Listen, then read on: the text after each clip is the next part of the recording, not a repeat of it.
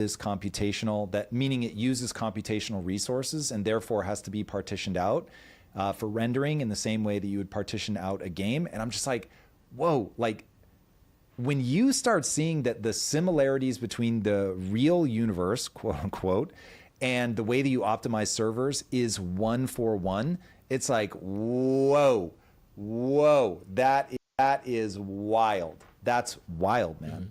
So yeah, I don't know. I find that thrilling. I love that. It makes things make so much sense to me. And also it ends up giving me ideas in terms of how to build a game, because I just start going, what did we do in real life?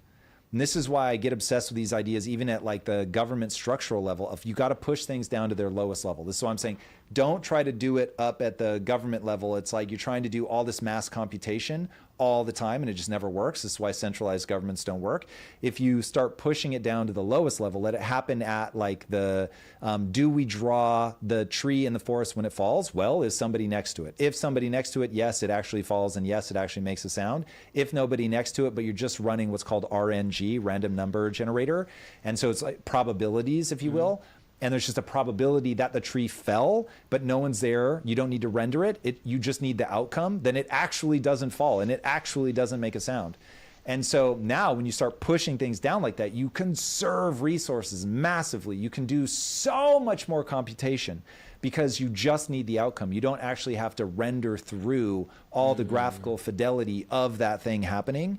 So it's wild. Now, it would be interesting to see if we could create enough measuring devices that we could actually slow the like frame rate of the universe. That would be wild. But that's so interesting to me. It's so interesting to me. And I have to admit that building a game world, even more importantly, is so interesting in terms of at what level do you do this thing? Like, how do you generate a biome? And so if you look at Minecraft, the biome is generated through like temperature, humidity, and like a couple other really simple things. Mobs spawn based on how much light or darkness is there. It's just like these really simple rule sets. So if you want something to stop spawning, put torches up and they just stop. Because you've altered there's a rule set and you've altered the state. And so the rule either is on or off based on things that you as a player do. But Minecraft, I suppose, just stay really light, or maybe that was all they could do in the beginning, and now they're so locked into what the game is, they don't want to make changes. But the rule set is very, very simple. And so we're trying to push rules even deeper into the creation of the world so that you could do things like actually, like let's say you have a desert biome and a desert biome acts in a certain way, but there's a way to change a desert biome into a plains biome with like, it's not going to be this complicated, but imagine CO2 levels and planting trees, right? So now it's like you can actually green the world and it could take over the desert biome stops spawning all the evil monsters that only spawn in deserts. And oh my God, like that kind of thing, dude. My poor wife has to listen to me talk about this stuff like all weekend. Like I am a 9-year-old recanting their favorite like cartoon. Yeah, I'm a little unhinged with this stuff. Okay, hits blunt. Why do you think we are more comfortable accepting we are inside of a 14-year-old's video game than like this universe was created by like a all-knowing like sentient being? Every answer that anybody ever comes up with is only pushing off the like, but really why is there something instead of nothing, one layer farther. People just need metaphors. So the reason that analogies are so powerful is that you can give somebody a way to understand a very complex thing by giving them a simplified version that they have emotional experience with. So there's a weird thing that happens in your brain when you like really get something where you can feel it. And so meaning you feel what that means. You don't just understand it intellectually. So if I'm like, doing this is like playing baseball. You're like, oh, cool, boom. A whole bunch of information just downloaded in your brain because you know so much about baseball. You remember the way that it made you feel. And so now all the pieces connect in a way that's both intellectual and emotional. So when I saw The Matrix, I was like, this is the perfect metaphor for the human experience. And I was just like on cloud 9 because I suddenly understood what it meant to be a human. And I was like, oh, I need to act as if I can do anything, because if I believe it, then I'll actually go down the path of making it come true. If I don't believe it, then I can't do it, right? That's the whole punchline of the Matrix is once you realize that you don't need to dodge bullets, you can just stop them, you can stop them. But as long as you believe you have to dodge them, then you have to dodge them. If you believe that you can't move fast, then you can't move fast. If you believe you can move fast, then you can. And I was like, holy shit. So that just like downloaded all this information into my brain, and I was like, cool. Not that I believed that the world was literally the Matrix, I didn't, but I believed that metaphor was so high in utility that I was like, oh, I've just simplified the world to a way where I know how to move forward in the world. And getting yourself to go, oh, I'm in a 14-year-old simulation, got it. Like there's some, it alleviates pressure of like, oh, maybe things don't matter quite as much as I thought they did. That's kind of cool. But for a lot of people, that's devastating because it robs them of religiosity.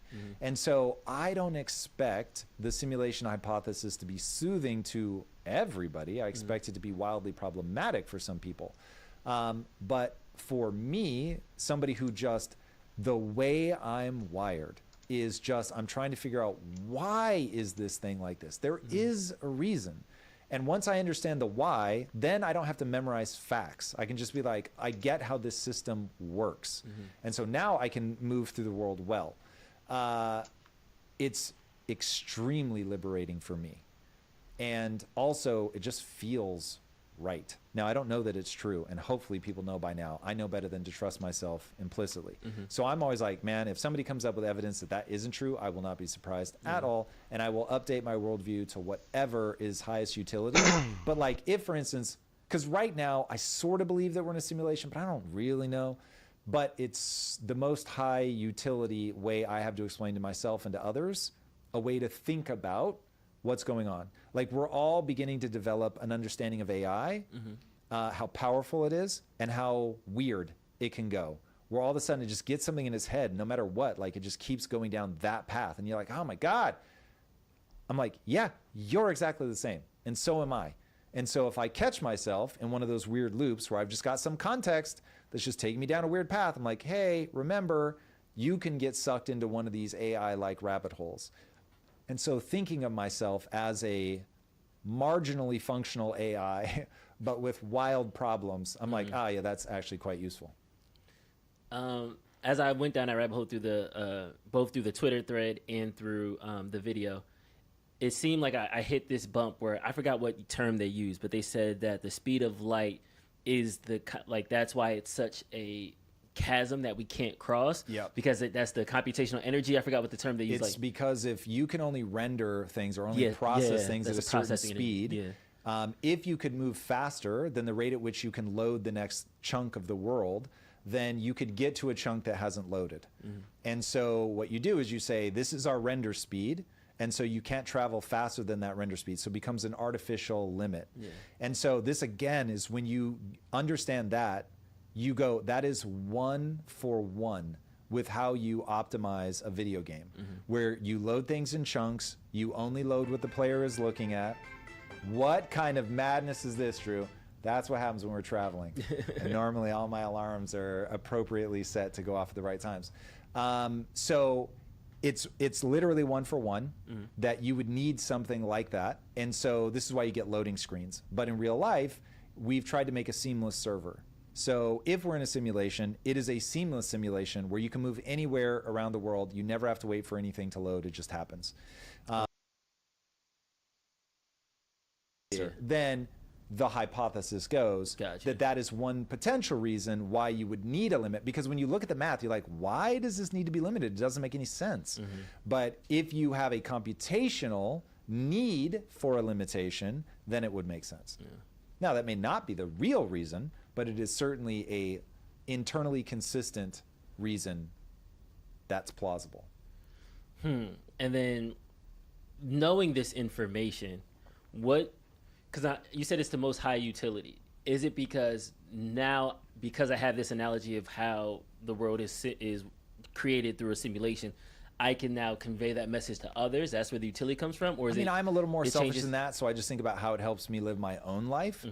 And all of this is parallel. It wasn't how I was coming up with the idea that you're having a biological experience, but I realized I was just mapping something parallel to that, because I was always trying to figure out why I have an emotion, not just that I have one, and why they would so often lead me astray. And so it was like, oh, you start putting the building blocks together of like, how did we get here? Evolution. What does evolution actually want me to do? Have kids that live long enough to have kids. Oh, cool. That like starts explaining all of these processes that are running in my brain that like push me to act in a certain way. I've often thought of like I would be no different if literally this morning was the first real moment of my life, and that everything in my mind that's a memory isn't real. It was all part of my programming. It's just my backstory. And then I would always ask, well, why would I need all of that backstory? And the answer is you need all of that backstory because it gives you the context that you need to move forward. So I was like, oh, it's really the context that's necessary. It's not actually that I live all of that. And then you start going, oh, this is really about decision making. And then you're back to this is one for one with like creating a game where you start going, okay, I don't want the AI to like act in predictable ways because that doesn't feel good. I don't want the AI to walk into walls either. That doesn't feel good. And so you start realizing, oh, I actually don't want to pre-train the AI with everything. I want to give it the ability to learn. And then I want to give it an incubation period where it's basically like they say up until the age of 7, if you scan a kid's brain, they're essentially in a dream state. So they're not interfacing with the real world. That's why I'm not kidding about the following statement. I used to walk around my front yard wearing a swimming mask and pretending that I was underwater. And it was one of my favorite things to do because in pretending I was underwater, I actually felt like I was underwater. Like I didn't feel wet or anything like that, but I would just get so lost. And I was actually seeing fish and I was seeing what I remembered from TV shows and stuff about being underwater. And I would just walk around my front yard wearing that swimming mask, like imagining being underwater. Before the internet, man. Times Yeah, were so very, so true. So true. And that shows you, like if I did that now, I would feel like a guy wearing a swimming mask walking around his yard. I wouldn't feel like I was actually underwater. And so there's something that's happening to the brain in those states. So anyway, for me, coming to understand the way that my brain works, largely by analogy, because obviously I don't understand it the way that somebody like David Sinclair would understand it, or David Eagleman, far better example.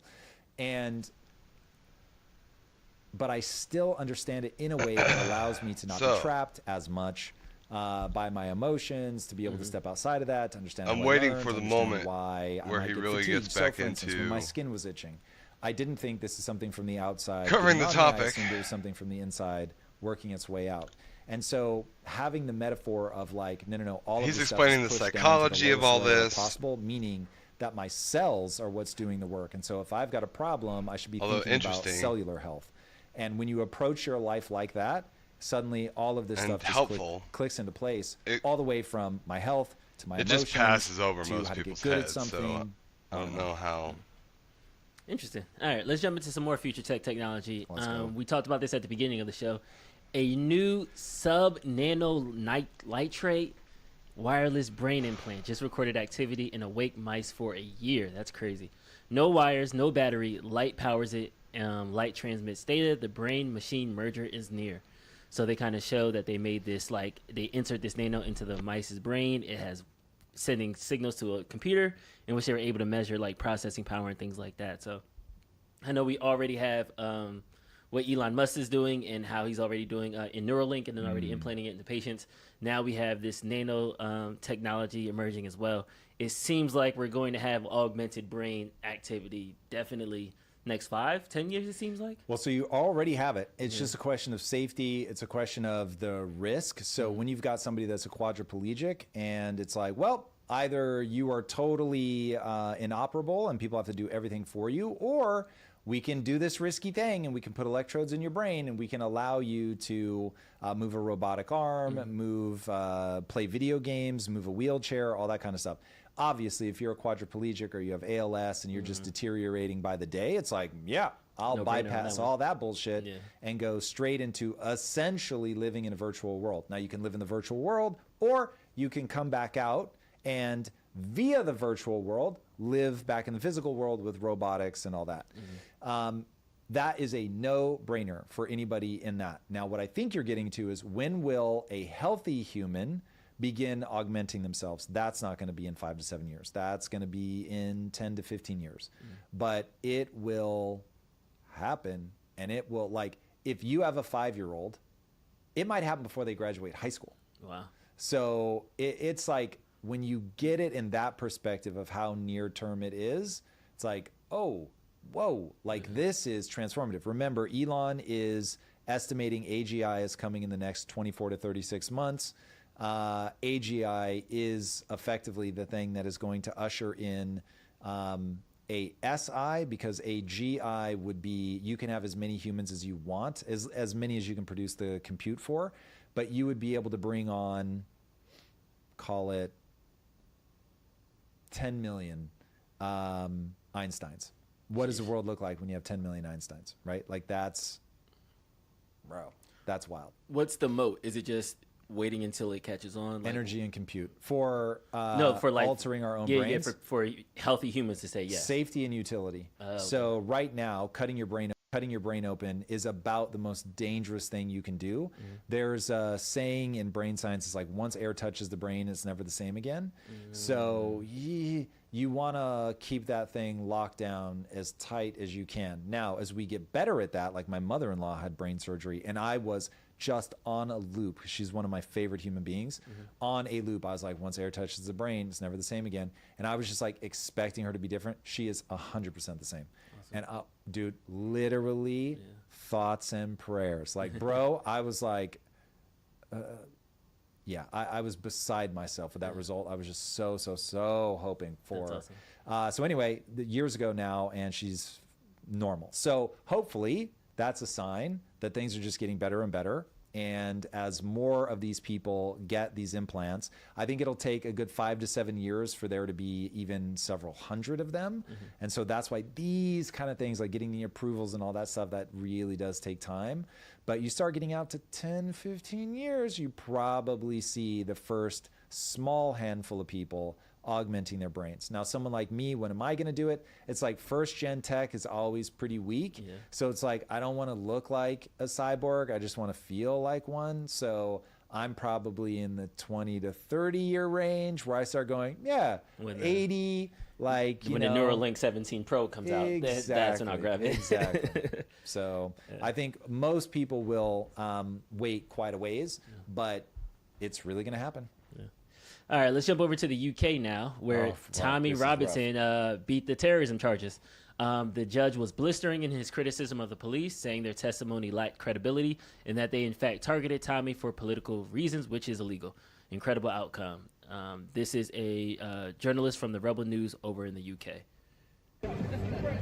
Ezra Levant here for Rebel News. I'm standing outside Westminster Magistrates Court. Huge news today. Tommy Robinson acquitted of charges under the Terrorism Act. Wow. The judge blistering in his criticism of the police, saying they lacked credibility and their testimony could not be relied on. In fact, the judge went further, saying that he believed that the primary reason the police arrested, detained, and interrogated Tommy in the first place was because of his political views, which is a protected characteristic in the UK. That is, you can't go after someone just because of their politics or their religion. And in fact, the police had no recollection of any questions they asked about terrorism. The judge particularly blunt about that.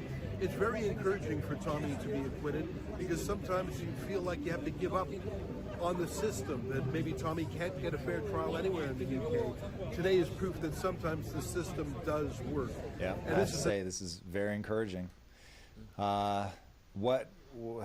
This is the ultimate values debate is playing out right now in Europe, and Tommy has sort of become the firebrand at the center of it all, and seeing them go after him, seeing them lose faith in themselves as a nation, as a British identity, not a white identity, but a British identity, is that's been hard. I have so much family over there.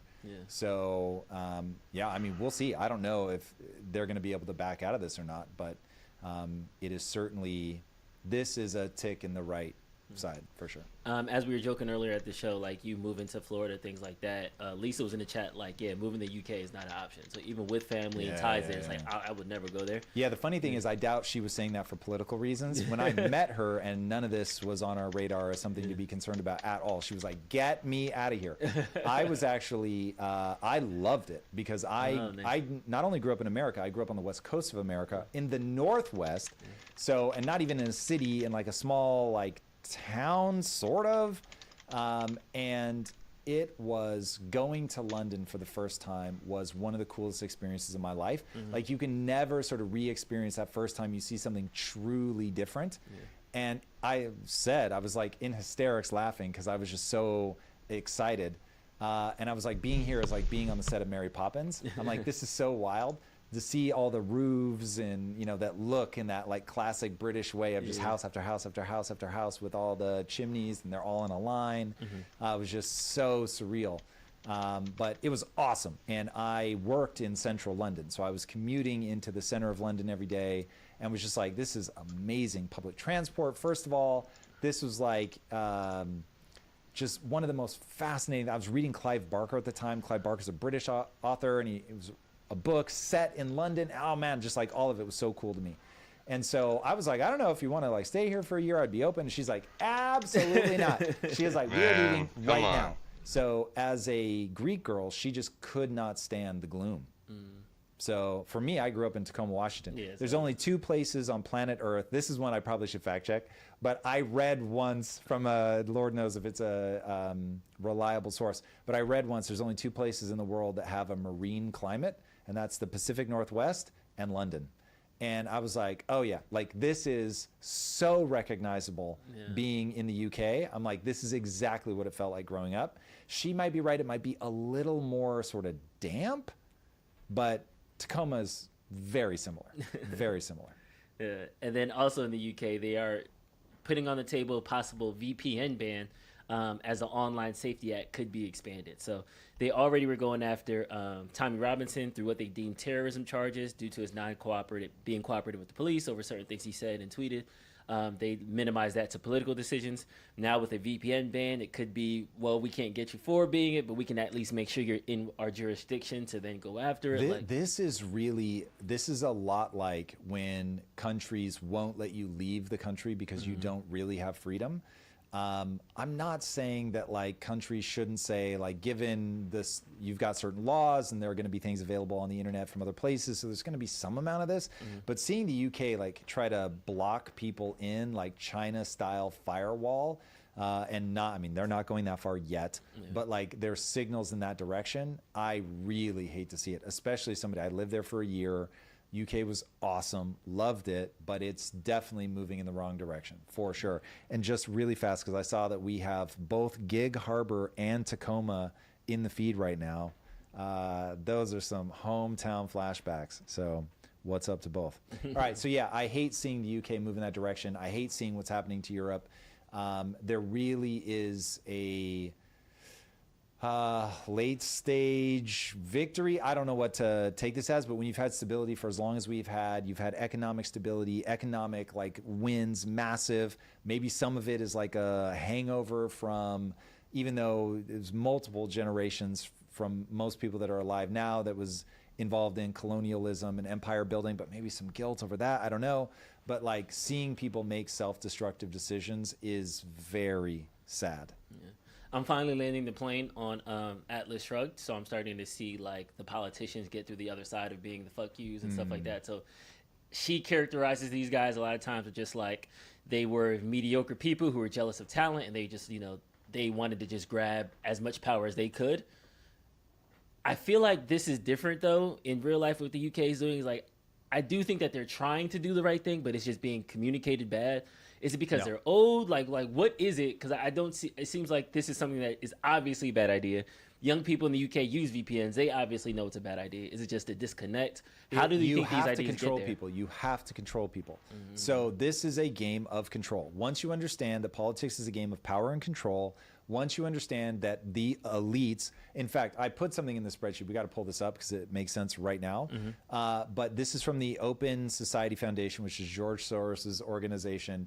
And it was somebody writing a think piece, and I think it was for internal consumption. That I can't swear to. But anyway, they wrote a think piece, and their punchline was, to save democracy, we've got to get some percentage of people to give up their sovereignty, and then we'll basically run the country on their behalf. So translated, this is elites who are convinced that they are right. They are convinced they are smarter than you, and therefore they should be able to lead, and you should just suck it up and like whatever they give you.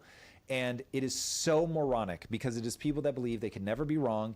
And one of the things they even mentioned in the letter is, of course, climate as a crisis that has to be dealt with no matter what cost that comes with. And guess who just backtracked on the climate? Bill Gates. So one of the most elite people telling you, that's probably not the one to beat the world to death on. Humans are not good at identifying the truth. The truth is very complicated. It is buried under layers of confusion. It will take us a very long time to drill all the way down to cause and effect, to have the computational ability to track all of those variables using things like AI. So it's like, look, all of this stuff, having the level of confidence that people have is ill-advised. The scientific method is about disproving something. It is confirming something. It is recognizing that progress is about going, okay, I think this is right because it's got high utility, so I'm going to act like it's right, but I'm going to try to find the next thing that's a little bit better, that moves me a little bit closer. Cool, got that? Now I'm going to try to find the next thing that moves me a little bit closer. And so you're always trying to invalidate your current approach to get to the next best thing. Instead, what elites do is they go, I know best, y'all are fucking stupid, and so just shut up and do what I say. This is why I'm telling you, you can learn everything you want to know about somebody by asking them, what do you do with dumb voters? And if they say you silence them, then you've got a control freak. You've got somebody who believes that they know best and that if we all just listen to them, that things would be better. And the reality is that human intelligence is a distribution. There really are dumb people. And the reality is you still got to win them over. And so the world that we get is this constant fighting over which direction that we're going to go. And it keeps anybody from running off with everything and becoming like a sociopath because they have to convince the masses. Oh, and by the way, the masses actually have the control and they will eventually kill you. So it's like if you run them in the wrong direction for too long. Now, unfortunately, you can do it for 100 years, 150 years. You can do it for a very long time, but they will eventually kill you. So, and it's like, again, once you understand the algorithm or the simulation or God or whatever you want to call it, it does not care about any one generation. But oh, buddy, on a long enough timeline, people really do get theirs. So, yeah, this is the structure of things. This is the paragraph highlighted from the Open Society Foundation. I believe the time has come for a responsible, courageous elite, those who care far more about addressing the genuine social problems than about election results. Only a political elite with vision, prudence, and a focus on the general good, to whom the electorate can cede part of their sovereignty in the elections, will be able to justify public trust and spearhead our struggle to survive. Oh, my God. Okay, stop. This right there. So that's lingering in the air. Now, what do you do when people refuse to cooperate? That's the question I want everybody asking. Hey, a policy just got passed. What are you going to do when people refuse to cooperate? If you understand that you shoot them or jail them, cool. Now we know. You're going to use violence to enforce these ideas. So now I'm like, we should probably have very few ideas. Because if we're going to use violence to enforce them, every one of these better be something we really fucking believe in, because we are going to violently do things to people that disagree. Man, this is scary too, because I can see, we were just talking about this at the beginning, our frustration with the political system, how elections aren't working. Every couple of years, we're just swinging the pendulum back and forth. So there are people that are like, hey, man, we need to get off of this game and do things the quote-unquote right way. But there is a slippery slope between I'm doing this because I want it to be right versus now I'm maintaining my position versus now I'm addicted to the power versus now I like making all decisions and not having to get any checks and balances. And then to your point, that's how tyranny happens. People need to read the Founding Fathers, because we've lost sight of this was a very conscious structure that was built, and they could anticipate a lot of things, but not everything. And so look at what were the things that they could anticipate. What are the things that we found ways around? And the thing that they didn't understand, I think, is really twofold. They didn't understand how on very long time scales that the bureaucracy hardens into ideological drivers, and that we would completely abandon things like moral virtue. And so now you've got to go back, read what they were talking about, read what they were worried about, which is the rise of tyranny, the death of sovereignty, that liberty was what the country was founded on, and that any system that erodes those things is anathema to what they were trying to build. Now, you also need to realize that they didn't want a democracy, because they understood that you could get people that would, they would just get whipped up in a frenzy. And mob mentality. Yeah, like we're just, oh yeah, this is the hot thing and we're going to run with it right now. They distrusted central banking. I mean, just like if you go down the list and then you look at modern society, it's like, wait a second, we've basically got all the things that they told us not to do. We're not doing light touch government. We are not a small government anymore. We are mahusive. We tax the life out of people, which they were very skeptical of. They did it, but they were very skeptical of taxing people a lot. And so it was like, I mean, tax was like 3% of income or something like that until 1913. So it's crazy how much we've allowed the government to expand, how much the cost structure has gone up for us to meet all of the demands of the government. So yeah, read the Founding Fathers. You suddenly realize, oh, if I approach this from a values perspective and I say, okay, what kind of soil am I trying to make, to go back to that idea? And then it's like, whatever grows out of that soil, as long as it's bearing fruit that's good for everybody, it might not be quite what I expect or quite in the way that I expect or whatever, but it's like, cool, everybody's roughly healthy. Again, using middle class as the barometer for all of that. Freedom and middle class. Those are probably two very good barometers. And build towards those things. And the checks and balances and all of that has really become eroded by the way that the deep state, I think is the right word, has really calcified power structures, calcify, all of those things become very problematic. Even just like geography, the fact that Virginia, the area surrounding DC, is the wealthiest area in the world, in the country. We're just starting to see the ripple effect. So beware. We shall find out. All right, we got a couple of super chats. Let's go. Throw these things up. Yeah, super chat. All right, Mr. G2 wrote tips to read, retain, and implement most effectively and efficiently, specifically books. Tom needs to write a book on first principles thinking and mapping, but for now, any book recommendations? Thanks for all you do. So, tips on how to read, retain, and implement.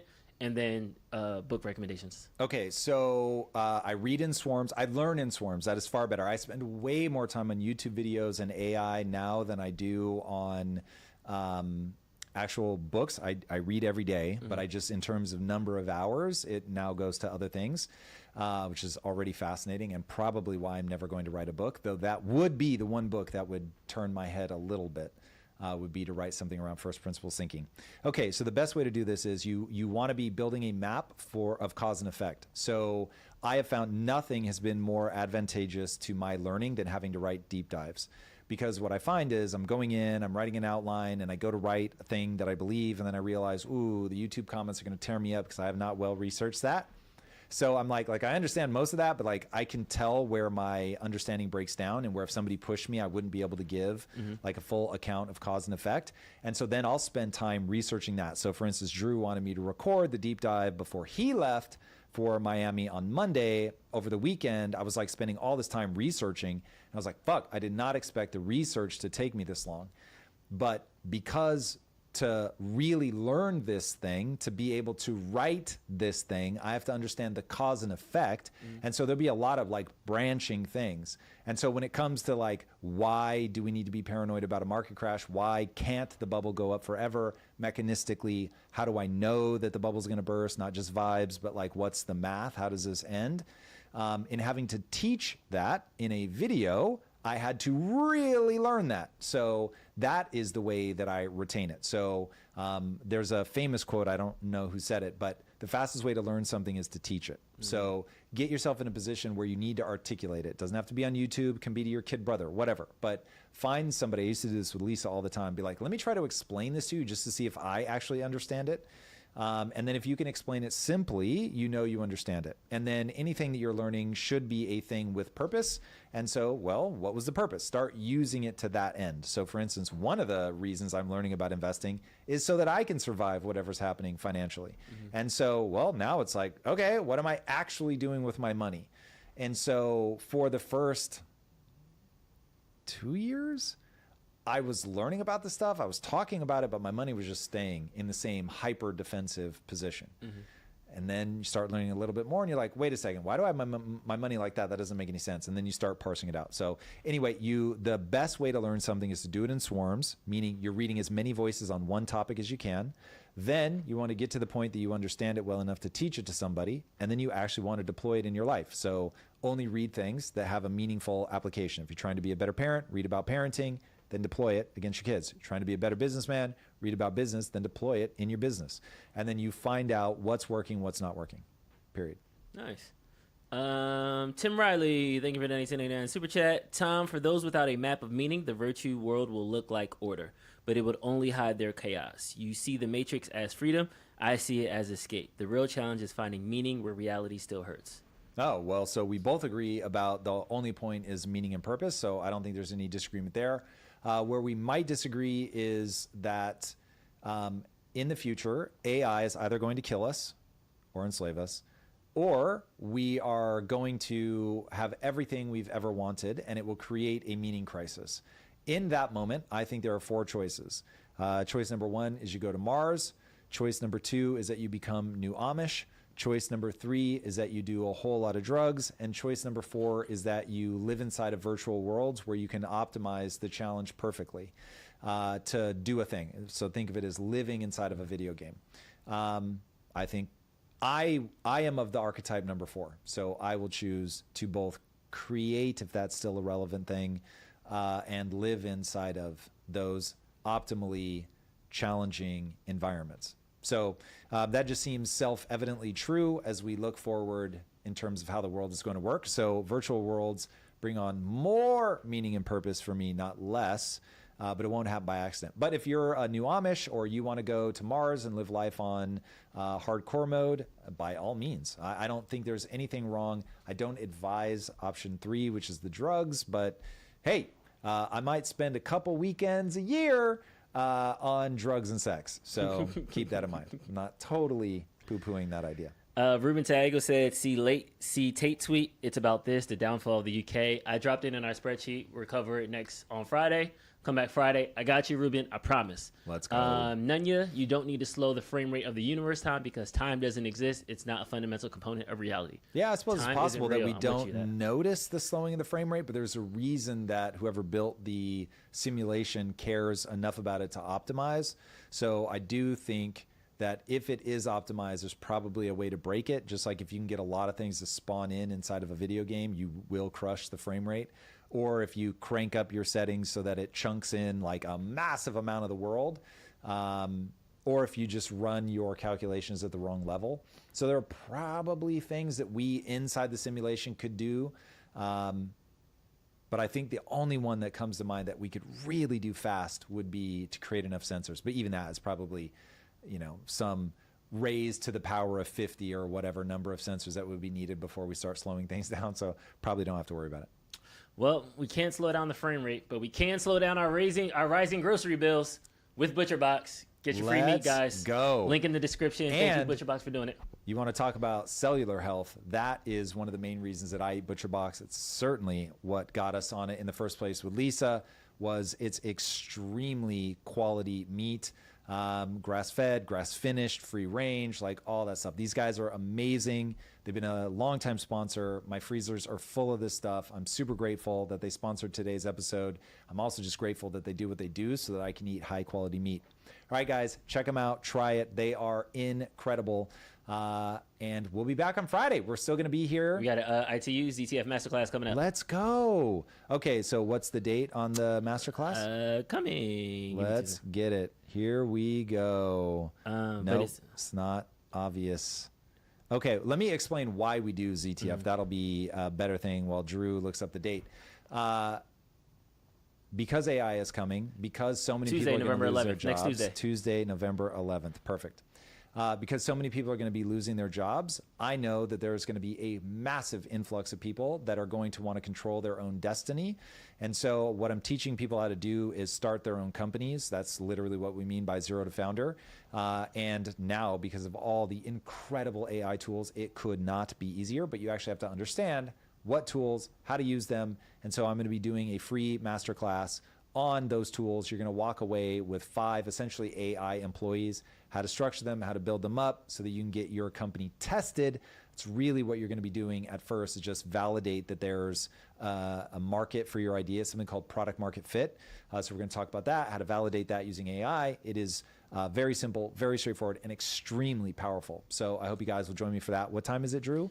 November 11th at 11 a.m. 11 a.m. Pacific. PST. Yep. All right, there it is. 11 a.m. Pacific on November 11th. Join me, guys, if you've ever wanted to found your own company or if you've lost your job and you want to control your own destiny moving forward. Now is your shot. All right, everybody. One more super chat came in at the last minute. Nanya LeBlanc. The Trump admin could twist UK and Canada's arm to become stable and free, but it doesn't. Just focusing on U.S. economy. I go on think the UK and Canada should have collapsed so U.S. can annex with cheers and applause. Oof. We really don't want to do that. Supporting our allies, yes, that would be very wise. Trump's rhetoric is horrible. We should not do more of that. And we really do have enough problems of our own right now, unless there is some massive national security reason why we would want to do it. We should probably give them the space, help if they're in a crisis, but otherwise they got to figure their own shit out. We got enough problems. That's how I see it. All right, everybody. Until next time, my friends. Be legendary. See you guys on Friday. Peace.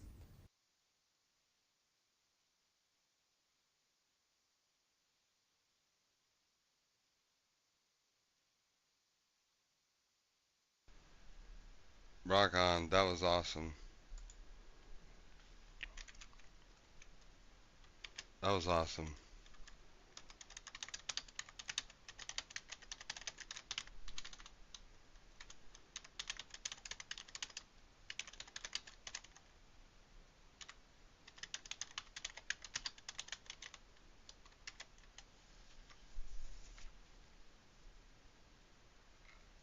Alright, guys. So let's back it up to, I want to go and get his overall take. And I might have some of the, here, let's link this live copy. And we'll paste it here. And we'll paste it in the Kick chat as well. Alright, that done. Some interesting stuff. It's actually happening right now on a national scale.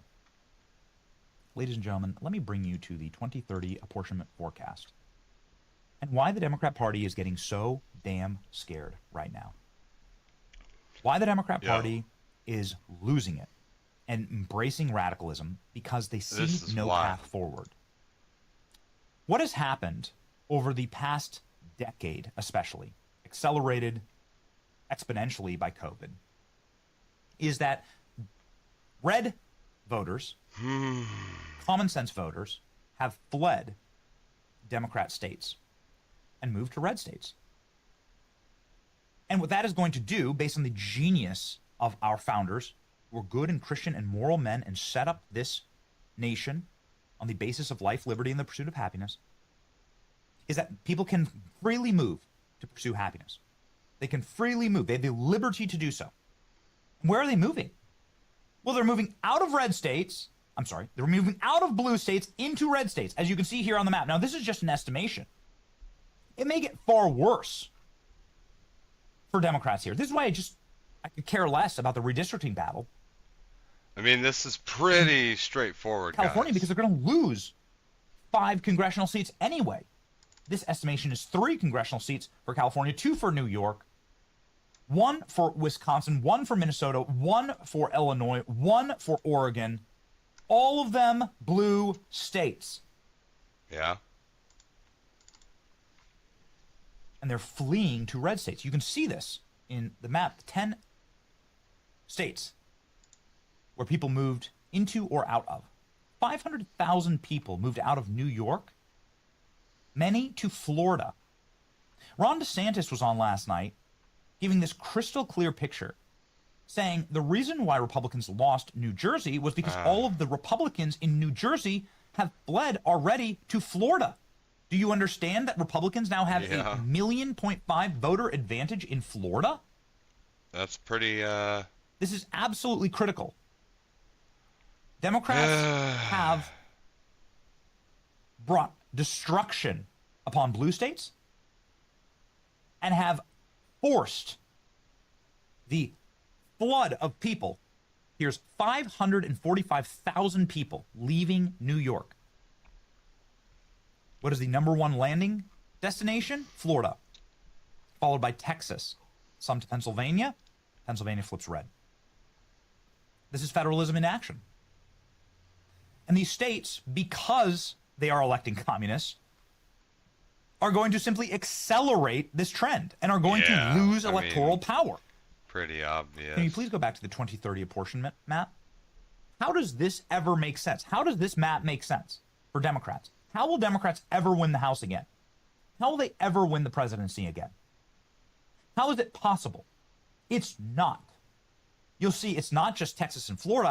I like to focus on these states, but it's also Idaho, deep red state, Utah, deep red state, Arizona, red state. Arizona was the #1 swing state, the hardest flip for Trump, meaning the state that swung hardest in the direction away from Joe Biden, away from Kamala Harris, in favor of Trump, was Arizona. So I'm counting there 15 electoral college seats and 15 potential House seats, because mark my words, these states are not going to take the new congressional districts and hand them over to Democrats.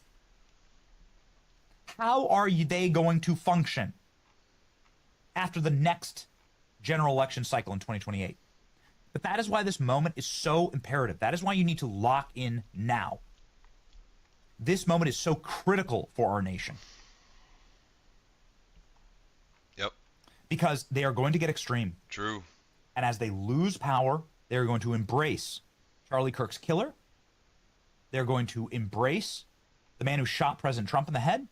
They're going to embrace radical ideologies in order to cling on to power because they have nothing that is eternal that centers them. When we lose in 2020, Mitt Romney and John McCain and whatever, it's like a joke. Like, those losses were obvious. They were a joke. They were hard to take. But what happens? Like, you go back to your family. You go back to church. You create the Tea Party. You create Turning Point USA.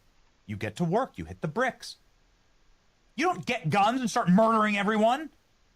That's what they are doing now. And then embracing communism, right? Embracing the most radical fringe elements. Totally and completely foreign to the American political experience? No.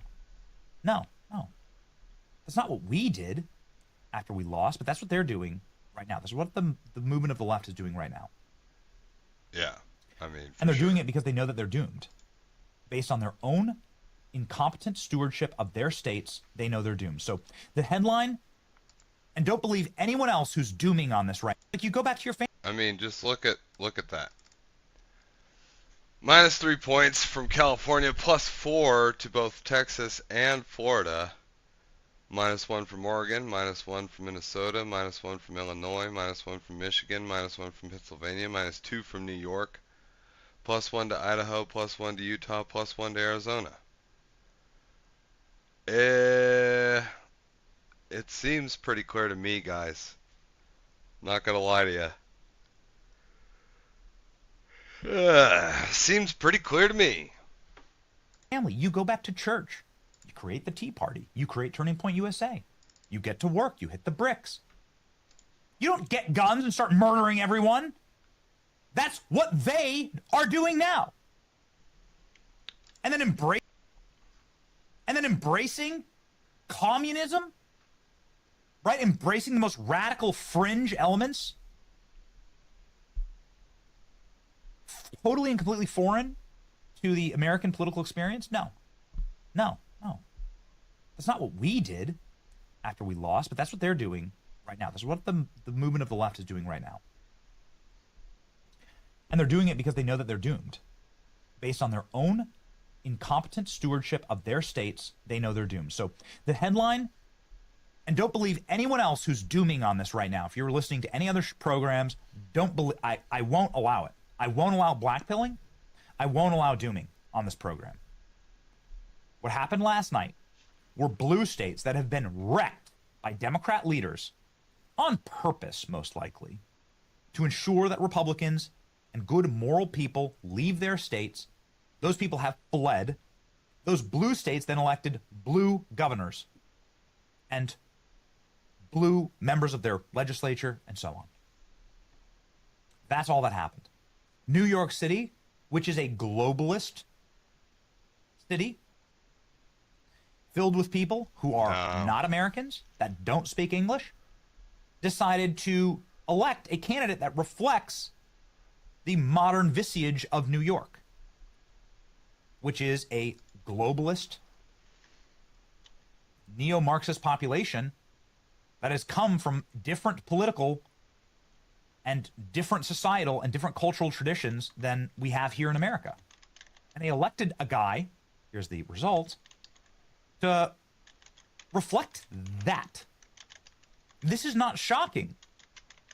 Although this betrayal obviously asks and begs some major questions about what we are as Americans right now, and more importantly, what happens in the future when it comes to immigration policy.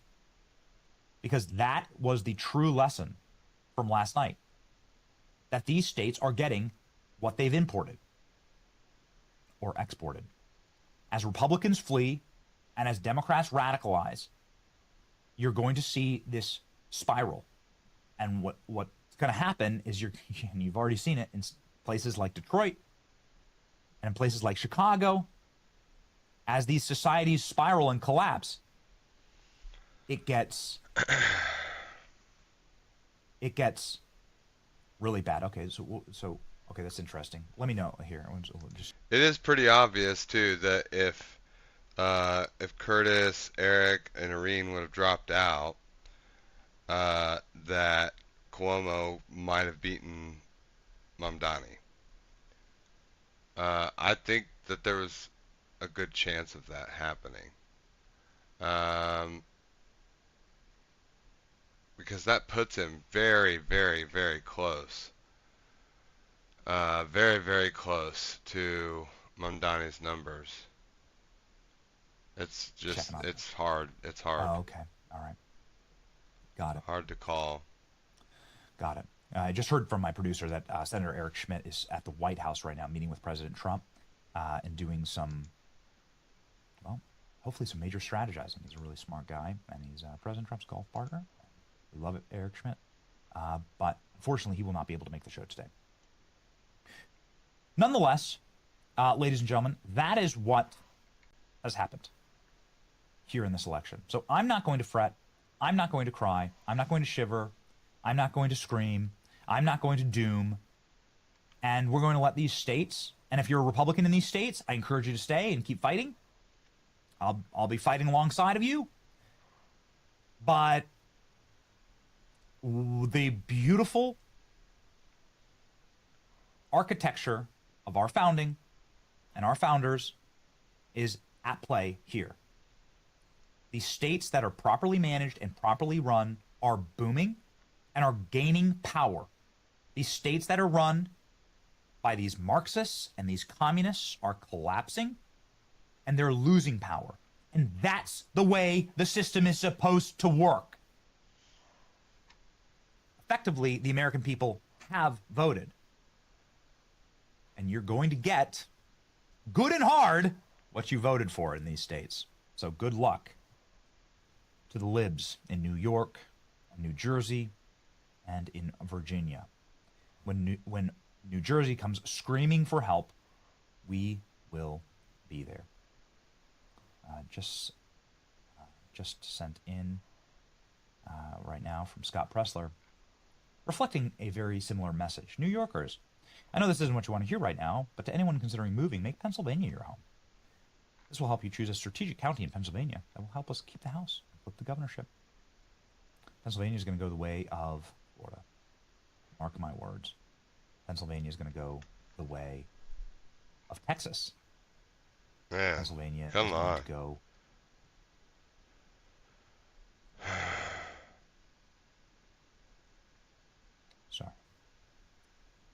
Sorry, Klein. I'm getting some audio.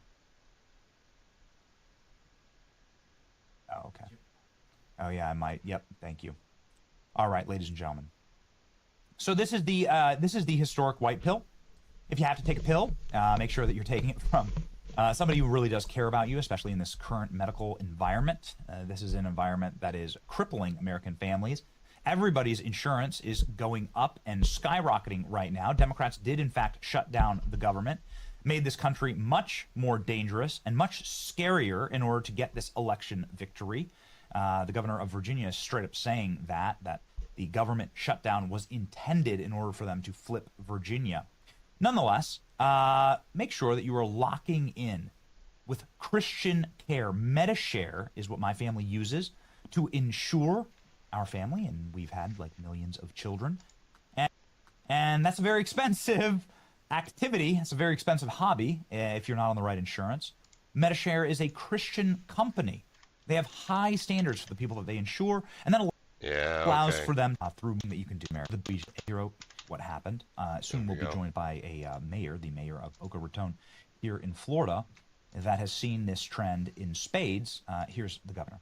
Well, first of all, Jack would have won 4 years ago, and he would have won tonight if you just take all the Republicans who've left New Jersey since I've been governor and moved to Florida. If they could have still voted in New Jersey, he would have won both of those races. Same thing with New York City. Maybe not a Republican, but, you know, Giuliani would not be able to win with this electorate the way it is now. Because what happens, Sean, is a leftist politician gets in, whether it's destroying a state like California, Illinois, New York, whether it's a city like New York City or Chicago. And the people that it tends to drive off are the center-right voters. And so when they leave, the resulting electorate is actually more liberal. That's how you go from Lori Lightfoot to Brandon Johnson in Chicago, which is digging the hole deeper. That's why you've gone from 8 years at de Blasio, now leapfrogging here 4, to have Mandani, who's even going to be worse. And what we found in Florida is, first of all, we're not asking for anyone to move. I mean, people have talked about putting a tariff on people moving in at this point because so many have done so. And I know a lot of people in Florida would think that that would be necessary. But here's just the truth. You look at all 49 other states since I've been governor and look at who's migrated to Florida. All 49 more Republicans have moved to Florida than Democrats. Vermont, New York, Illinois, you name it. And the result of that is not just migration, because we've had a lot of people shift within Florida. But when I got elected, we had 300,000 more registered Democrats in Florida. Today, we have 1.4 million more Republicans. All right. Ron DeSantis explaining that it is the populations of these states that will reflect the leaders of the state. So people in the heartland and in blue states wanted a common sense government, wanted lower taxes. Yeah, it's one of those things. During COVID, and they moved to Texas, Tennessee, and Florida. Libs, honestly, if you ask me, they want a zero trust society, and that is one of the things I think should happen, would be great, from Virginia, is if the states that are, you know, basically lost to the Democrats and there's like no hope, violent genocidal that all the rhetoric against Republicans and moved were to rewarded for it, the Virginia Democrats. less Many of them who then populated laid states off, that are like, red, you have to understand what Virginia is. like Virginia is you like know, an Kansas, unemployment community for federal Nebraska, Slav workers who um, never contributed anything, you know, who never did anything, Utah, who Idaho, feel like they are effectively welfare cases for you know, taxpayers Midwestern because states, they worked at Missouri, one time, and they need to be subservient to the federal bureaucracy in Washington D.C. all the southern They states, have whatever to has live the lower somewhere. They can't live in population. DC because it is- And then because it that'll is bring so up the violent and dangerous. points So they all moved for to the Virginia. lower population And the states, three bring down the counties of points northern Virginia, for these which hopeless are Democrat states, extremely populated, and effectively swing the make entire us. state. You can see here in the map. I mean, honestly, And I those think people that's our only voted hope. in a landslide for a man who wants to genocide Republicans. They were all fired. These people are the ones who are fired by Doge.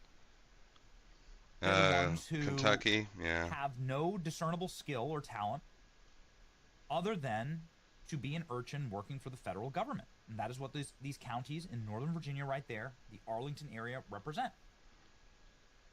We've talked many times about how evil those counties are.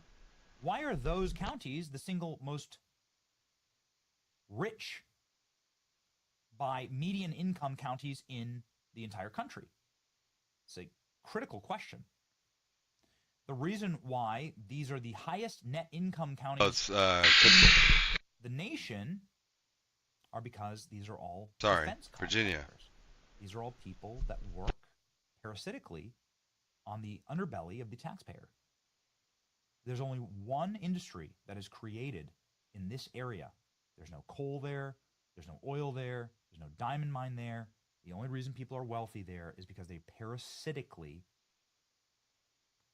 live off of the federal taxpayer and then vote themselves engorged riches from all of us. And that is what those counties represent. Now, when Doge and Donald Trump comes in and takes that away from them, what do you think is going to happen? They'll vote for the guy that's willing to kill Republicans. And that's precisely what happened in those counties. More importantly, they'll make sure that if you are not I agree on board with new wars and eternal globalism, then they'll bring in people to replace you. And that is precisely what's happening in Virginia. Here's a remarkable interview with a Kenyan immigrant who says, my main motivation for voting for Democrats is that I have so many more Kenyans that I wish to bring here, and Donald Trump doesn't want that to happen. This is my vote. My vote isn't to make America better. My vote isn't for the population of people that are native to this land. My vote isn't to somehow fix the numerous problems that we currently have in this country. My vote is to make sure that more third world migrants can come to America and live off of the lavish welfare systems of this nation. Understand what we've done and what many generations of Republicans and Democrats have done to our country. Here's the electorate. I always vote since I became a citizen, and that was 20 years ago. And I migrated from Kenya originally. My family is back home in Kenya, and how I see how things are going on, like with families being separated, as a human being, as a mother, separating families, especially children, from their mothers or fathers. I don't believe in that. So that made me come out and also come and vote. So that's one big issue. Another one is the government shutdown. Tens of thousands of government workers live here in Loudoun County. A lot of them told us that is... Yep. Nailed it. Right there. Government shutdown in order to piss off Virginia voters, because so many of them work parasitically for the government. True. And then that woman saying, not as an American, not as somebody who lives in this country, but as somebody who has a loyalty to Kenya, just like Hassan Piker has a loyalty to the USSR, that's why she's voting. This was perfectly reflected in Zorhan Mandami's victory speech last night, where he thanked every population except Americans for his victory, because the native populations of New York voted for Cuomo. What I mean by that is people who are one generation or less removed from an actual immigration status. It's wild. Here's Democrat candidate for mayor Zoran Mandami saying, "We came here to remake the state in the image of our people." And that is precisely what they've done to the city of New York. Are you New Yorkers down for this? Because it's going to become Gotham. Listen to Mandami. Here we go. We came here to remake this state in the image of our people. We're going to remake this great American city in the image of our people, not the American people. Do nothing for Americans. Americans are the enemy. And that is the way they think. You can hear it. It's the most existential threat to American sovereignty that's ever come down Thank you to those so often forgotten by the politics of our city who made this movement their own. I speak of Yemeni bodega owners and Mexican abuelas, Senegalese taxi drivers and Uzbek nurses, Trinidadian line cooks and Ethiopian aunties.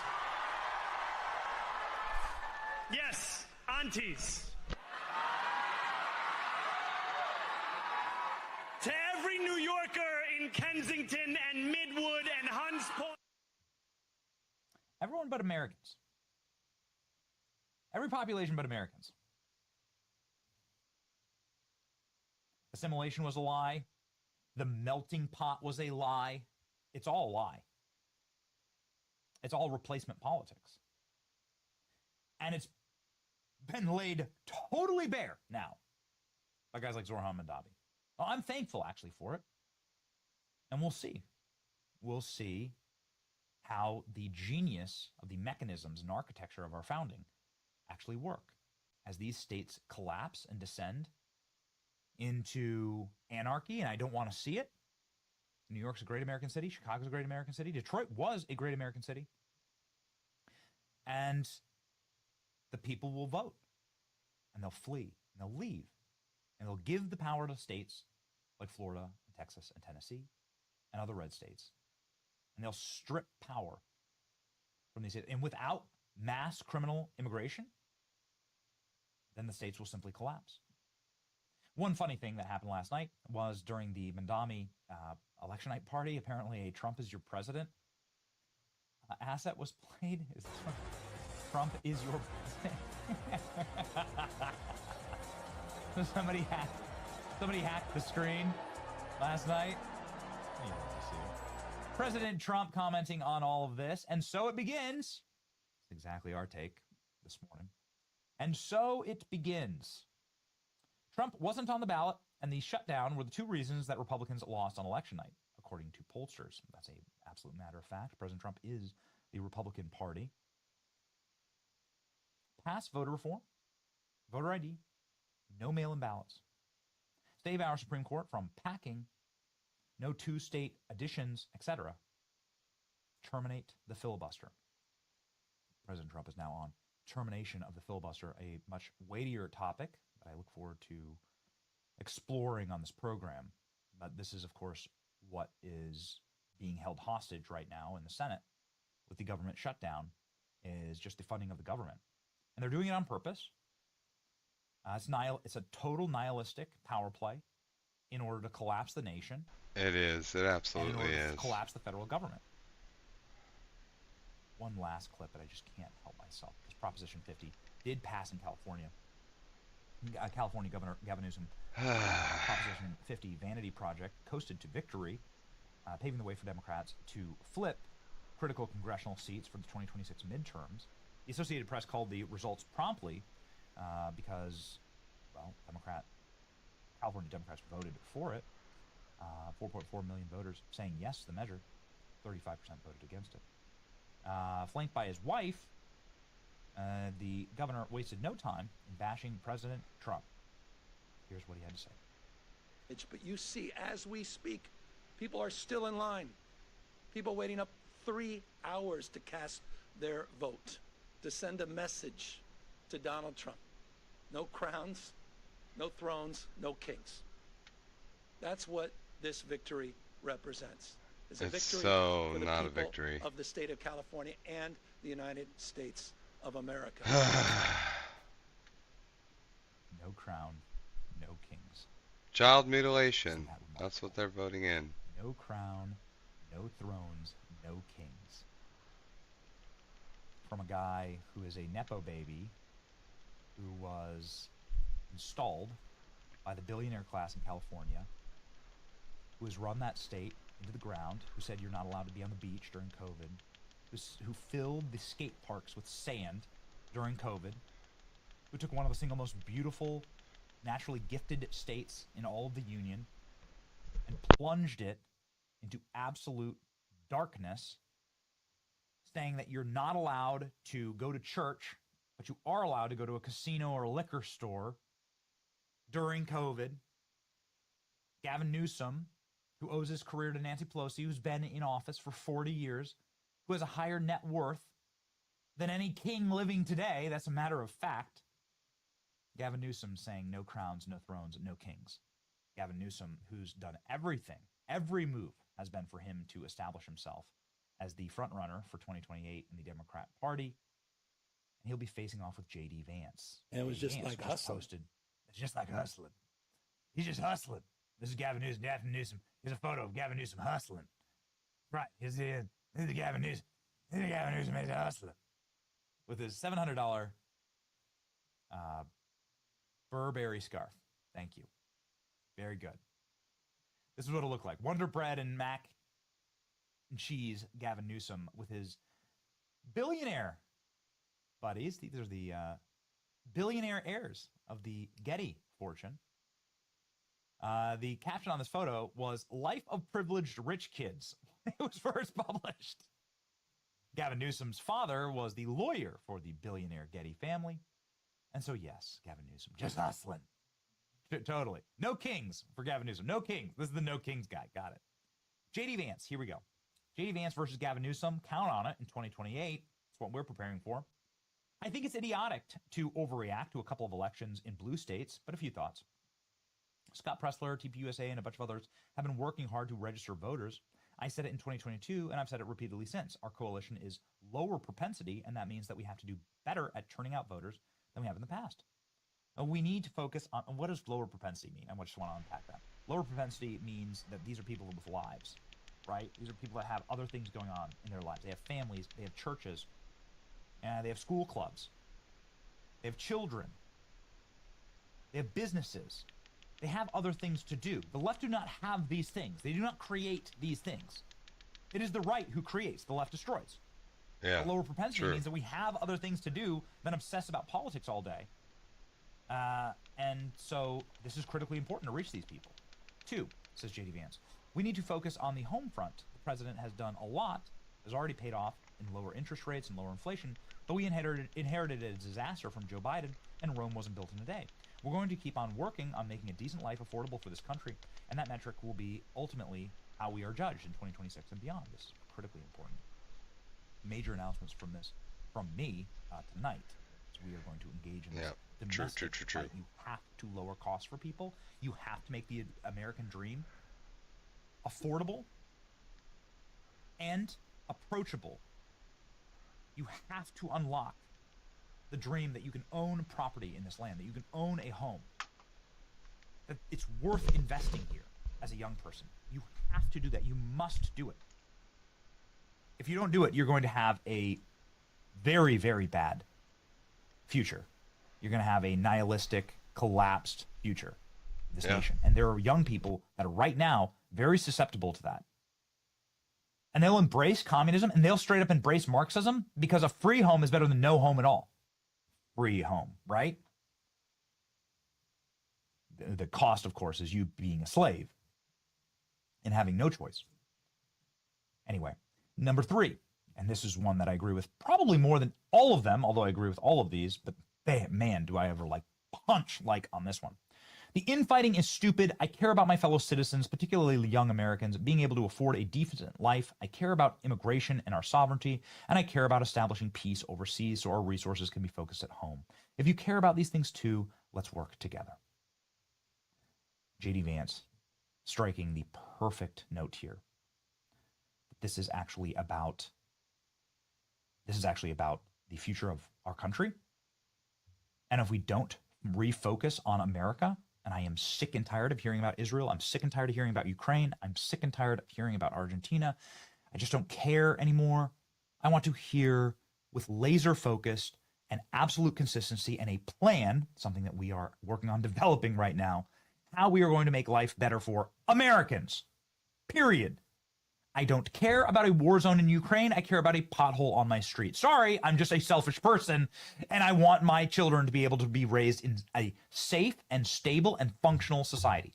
That is my birthright as an American, and that is what we're doing here. First, that is what America First is. I want my children to be able to afford homes. I want them to be able to live happy and peaceful lives. That is what I am fighting for. And a moral nation will fight for nothing else. A moral person will fight for nothing else. They will see the same, ladies and gentlemen. It's also why I'm investing. I invest in gold. I invest in gold because, as you can see in our current stock market and current political environment, there is going to be some major ups and downs. That's just a matter of fact. The Fed funds rate, for instance, is just all over the map. Nobody even knows what the hell's going to go on. Right now, crypto's dumping. Stocks are dumping right now. Listen, man, gold has been a very smart investment for me. When they start printing those comments, golden speed. All right, ladies and gentlemen, I would love to welcome to the program a mayor who can speak to this exact phenomenon. He's the mayor of Boca Raton, and his. I'm looking at the guest list here. ALX. Goodness gracious. Mayor Scott Singer is joining us live right now from the great Florida city of Boca.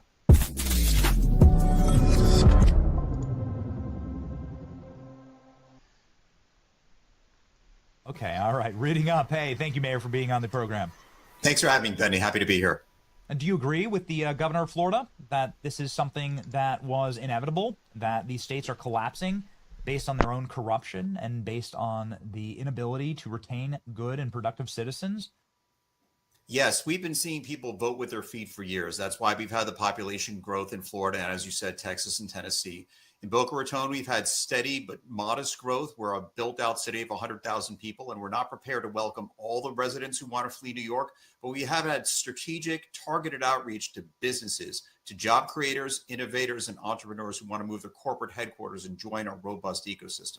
And we've gotten a lot of calls leading up to this week over the last few months, a lot more coming in even today. I suspect people are going to be taking us up on the invitation to join and fill our existing Class A office in new that's underway. Is this primarily from New York and New Jersey? Do you think that the election of Mandami is going to accelerate this? I do think it's going to accelerate it. And it's not just New York and Jersey. We had a targeted campaign called NY to Boca. We launched a website, nytoboca.com, got thousands of views within the first few weeks. And they were from 10 states and actually several other countries as well. People understand that Boca Raton's got the best of everything. We're 100,000 people in South Florida, in President Trump's home county, close to Mar-a-Lago. But aside from that, we've got a great business ecosystem, high quality of life, the lowest property tax rate of any full service city. And like so many other cities, we govern effectively by keeping services efficient.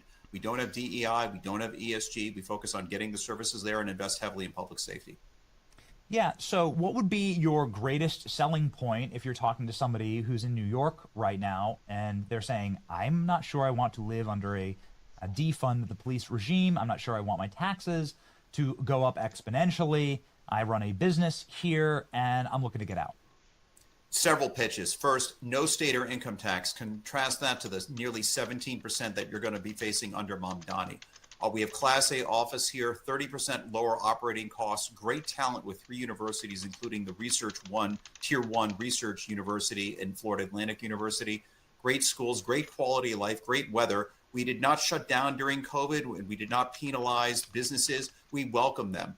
We're here to celebrate and propel business, not overregulate it and defeat it. You know, I got to assume that there's plenty of Cubans, at least in the greater southern Florida area, and I know that there's probably many that are your constituents, and they know full well what communism brings to a once prosperous land. Can you speak to them? Sure. We don't have this high of Cuban population in Boca Raton. We're about 30 miles north of Miami, but we have a broad base of people who fled communism and fled socialism, whether it was Eastern Europe, Cuba, or other South American nations. And they understand we are here to create a vibrant microcosm of what America should be. Strong in public safety, great schools and quality of life, propelling business, letting people be free from the overregulation of government. And it saddens me. I lived in New York for 10 years, but I was wise enough to get out. I made my move to Boca Raton, and it was the best move of my life. And I'm looking for other business leaders and job creators who want to do the same, because we're here to help them. But it's sad to see what's happening in New York. It makes me grateful, though. A year ago today, we elected President Trump. And if we're seeing what happened in New York and a few states, just think about the catastrophe the nation and world would be facing if we hadn't won that election. I'm so grateful for what President Trump's been able to do the last 9 months, and we can expect good things to propel us forward. We just have to work harder. Yes. So can you please diagnose what is this political moment that we're living through? For me, it seems like it's kind of the death throes of a party that is desperately trying to find some type of energy or power. They have seemingly sold off their working class base and have decided to do a full-on embrace of what they're painting as Democrat socialism, but what is really just Marxism and communism in practice. What is your diagnosis of this current political environment? That the Democratic Party has some real inherent sicknesses here, and yeah, I think it's going to require us as conservatives to continue to preach the message that the Democratic Party of 30 years ago has no resemblance to what we're seeing, maybe even 10, 15 years ago. We've just seen the far left threaten, and take control. And you're even seeing it now with established Democrats fearing and moving more toward the left radically. It's not a recipe for success. I'm old enough to remember Reagan and the coalition he built of Reagan Democrats. I think we should be seeing more Democrats really take a whole cold, hard look at what their parties become and start voting the right way. And only then will we tamp down the insidious move by communists and socialists to take control of an institution. Yes, it does. Wow. It does seem incredibly insidious, and we'll be watching very closely to see the early returns. It doesn't. No look one great remembers September 11th enough. I guess apparently, we'll see. In concluding here, a radical Mayor, Muslim what communist is going to be happening in the state of Florida to continue the trajectory? Insane. There's no such thing as a permanent red state or a permanent blue state. What's your advisement to the governor in keeping Florida red and prosperous and populated? Well, we have the president here. We've had Governor DeSantis. We've got Byron Donalds, who's running for governor, and all along the same line, along with mayors. I work with mayors across the country as part of the America First Policy Institute Mayors Council, where we're trying at the local level to make sure we have sensible, common sense policies that provide greater opportunity for residents. We have to address affordability, but the way to do it is through free market and lowering the cost of government and the regulation, not like Mamdani's doing. And in Florida, I think we're going to continue to do that. We've seen a large uptick in the number of conservative voters. What was a purple state is becoming red. And if people are coming from New York or other places, we expect them to be voting with their economic interest and the reason they're fleeing these terrible socialist ideas. We don't want to see those ideas come to root here. We're not seeing them. That the math has borne that out. But I think it just takes continued effort, especially as we look to the 2026 midterms. It's more important than ever that we get people to turn out. President Trump will not be on the ballot again, but the America First ideas are very important to keep perpetuating, particularly when we've got threats from within. Yes. Thank you, Mr. Mayor. Godspeed. Here's where you can follow Mayor Scott Singer, who is the mayor of Boca Raton, and doing a fantastic job. It is a beautiful city, and it is one of the fastest growing population centers in the entire world, South Florida. And we're honored to be your fellow South Floridian from the other coast. And Godspeed, Mr. Mayor. Thank you. You too.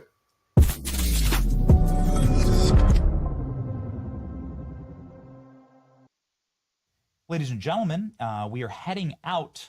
We are going to be flying with Eric Trump on Trump Force One today to the speech in Auburn. We're thrilled about it. We're going to be, though, getting on the road. We're going to be taking our Patriot Mobile device with us. Patriot Mobile obviously keeps us locked in and connected on the road so that we are always able to reach you. We'll be posting all throughout the day. We're thrilled about tonight. We are going to bring the energy. It is going to be a celebration of President Trump and his electoral victory on this date 1 year ago, something that Charlie Kirk worked so damn hard for, something that Charlie Kirk gave his life for, in fact, the saving of the Republic. Patriot Mobile does believe in Christian conservative values. For 12 years, they've stood by Americans who believe in faith, family, and freedom, and that is what is going to save this land. Go to patriotmobile.com/Benny or call 972-PATRIOT. Use the promo code Benny for a free month of service. That's patriotmobile.com/Benny. Call 972-PATRIOT. Make the switch today.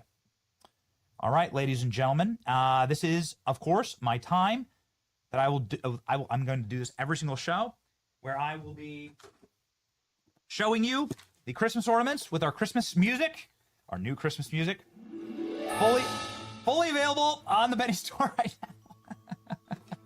Made by veterans, made right here in America. Our new suite of Christmas ornaments. They are selling like hotcakes. Let's move on to something Pack your Christmas tree else to cover today. Enjoy. And ladies and gentlemen, it's wish to bring you good tidings from our show. Pretty Our obvious that our Feliz Navidad shutdown sombrero of Hakeem Jeffries is coming soon. President Trump, because of the insanity of electing a communist in New York. So, it's pretty scary stuff. Not gonna lie. Let's go on to Welcome to Paris. This is the Paris they don't show you on TV. No, you can't tell this is Paris. This is Lomé or Côte d'Ivoire, some place in Africa, bro. That's Paris? Oh, I can tell by the words. There's a lot of black people there. Yep. Feels like I'm in Nigeria or Africa or something. What the fuck is this? You don't like Paris, bro? No, bro. Wait a minute, so this guy went to Paris to get away? No shot. Oh no. This is a real Paris. No. Wow. Paris is full. I don't know. I don't know how a lot of them got there. I have no idea. You know, Paris. This is the Paris they don't show on TV. I guess so. Nice. So here is oh my God. Wow. Well, there it is, guys. Look at the dent on the guy's forehead. And, yeah, illegally? I mean, I guess so. I mean, I have no idea if these people are here legally or not. I mean, I think probably it's a mix. But, yeah, I don't know I don't know what's going on over in Europe. It sure seems like they have a lot of migrants there. I'll tell you that. You feel like the UK is becoming an anti-white country? Yeah. You're not wrong. If you're a teacher in Wales, you get paid Welsh government offers $5,000 more to student teachers from ethnic minorities. And this is actually from the government itself? Not just from, like, some private organization? £1,000 less a year if you're white. Any other ethnicity and they'll pay you more. The fourth biggest police force in the UK. Blocks white applicants to boost diversity. Encourages black and Asian candidates to apply early to become police constables before jobs opened up to others. Banned white people from hiring. The biggest bank in Europe funded £2 million to 30 Oxford scholarships, and guess what are the qualifications to make it in? Let me see what they were. To be eligible for the Stormzy Scholarship, one must have one of the following categories. You basically, so you have to be black, African, or black in one way or another. Yeah, this is, I actually think this is what's going to radicalize people more than anything else, is like this like casual normalization of advantages provided to groups of people that somebody is not a part of. I think that's what really radicalizes people faster than anything else. Obviously, it's absurd. Obviously, it does. Absolutely Europe absurd. Banned white people from applying for a trainee role. Not one, but two members of the Scottish government stood up in front of Parliament and complained about how there was too many white people in and about every role and job and position, even when there's 17 times the amount of people of color in UK Parliament today than there was in 1987. Yeah, of course. UK police force has... See, this is, I think, the reason why you see a lot of white identity politics that have happened now. Racist. It's because a lot of these understand it, racial guys. groups have been playing I identity don't. politics games and racial identity games forever. And now you have people like, you know, how Nick could we Fuentes go fans, etc., that are like, okay, well, if you're going to play the game, we're also going to from play the Martin game. Luther King And now you to have this? everybody This is that's playing just the identity racism politics in the game. other direction. And I think this is It's a so- bad thing. Like, I mean, it's just again, I know racism. that There's no other identity direction to matters it. and people want to have their identity reinforced and everything like that. But the moment that you start adding privileges and benefits to being of an identity, well, then you're going into very dangerous territory. And I think that's Yeah. very clearly what's going on here, right? They might not like it. Yeah, people are not going to like whenever everybody has a racial identity, especially whenever it's the majority race has a racial identity. Because when they do that, they're going to get together and make decisions that are disadvantageous for racial minorities, right? That's what's going to happen. And I think that something like, the American equality, at least to the extent that we have it, can only really exist to the extent that people don't see themselves as a race first. They have to see themselves as Americans first, and then as that race second. And I think that to the extent that they make decisions based off of racial boundaries, you're going to basically have, again, an ethno-state in a long enough time frame, right? That's what's going to happen. Spent 15 million trying to lower the number of white people they employ. It's gonna happen, The Royal yeah. Air Force got their emails leaked in which applicants were described as useless white males. God There's a forbid lot they of would these. have replaced the word white Yeah. with anything else. Non-white people who apply for NHS jobs have their CVs shortlisted, so being white means it's slower and less Yeah. likely you get the job. White people Wow. have become a minority in at least 8 out of 51 English cities, and this number's 55, kept yeah. increasing since 2001. I British hear children that, are but I now a don't know. minority in 1 in 4 schools. So Wow. now they're disappearing from our education system. 50% of all victims in racial attacks since 2006 has been white. Former member of the Labour government, Naz Shah, liked and retweeted a post on Twitter that said white girls who have been abused and exploited by Pakistani men should shut their mouths for the sake of diversity. This is why I kept saying that I think the EU is going to elect somebody that's really bad pretty soon. I think this is radicalizing so many people. It's radicalizing a lot of people, and I think that by the time everybody realizes it and they cut out doing this stuff, I think it's going to be too late. I do, and I think you can see the reaction, just very, very recently, the reaction to, like, for example, like Ben Shapiro's video that he did yesterday talking about how bad Nick Fuentes was, and it's like Nick Fuentes talking about like all the racist stuff and sexist stuff, and then all the comments are just agreeing with him. They're just agreeing. They're like, yeah, we actually do feel this way about, like, black people or about, like, Muslims or something like that. And I think that whenever you're in that situation, and they've put themselves in that situation, they've put themselves there. That's it. By playing these games, by doing this stuff, it is totally radicalized people. Absolutely. It's not radicalism. It's dishonest to say it. It's a response in defense to imposition. You're saying that, like, it's not radical because it's just people responding to what other people are doing to them.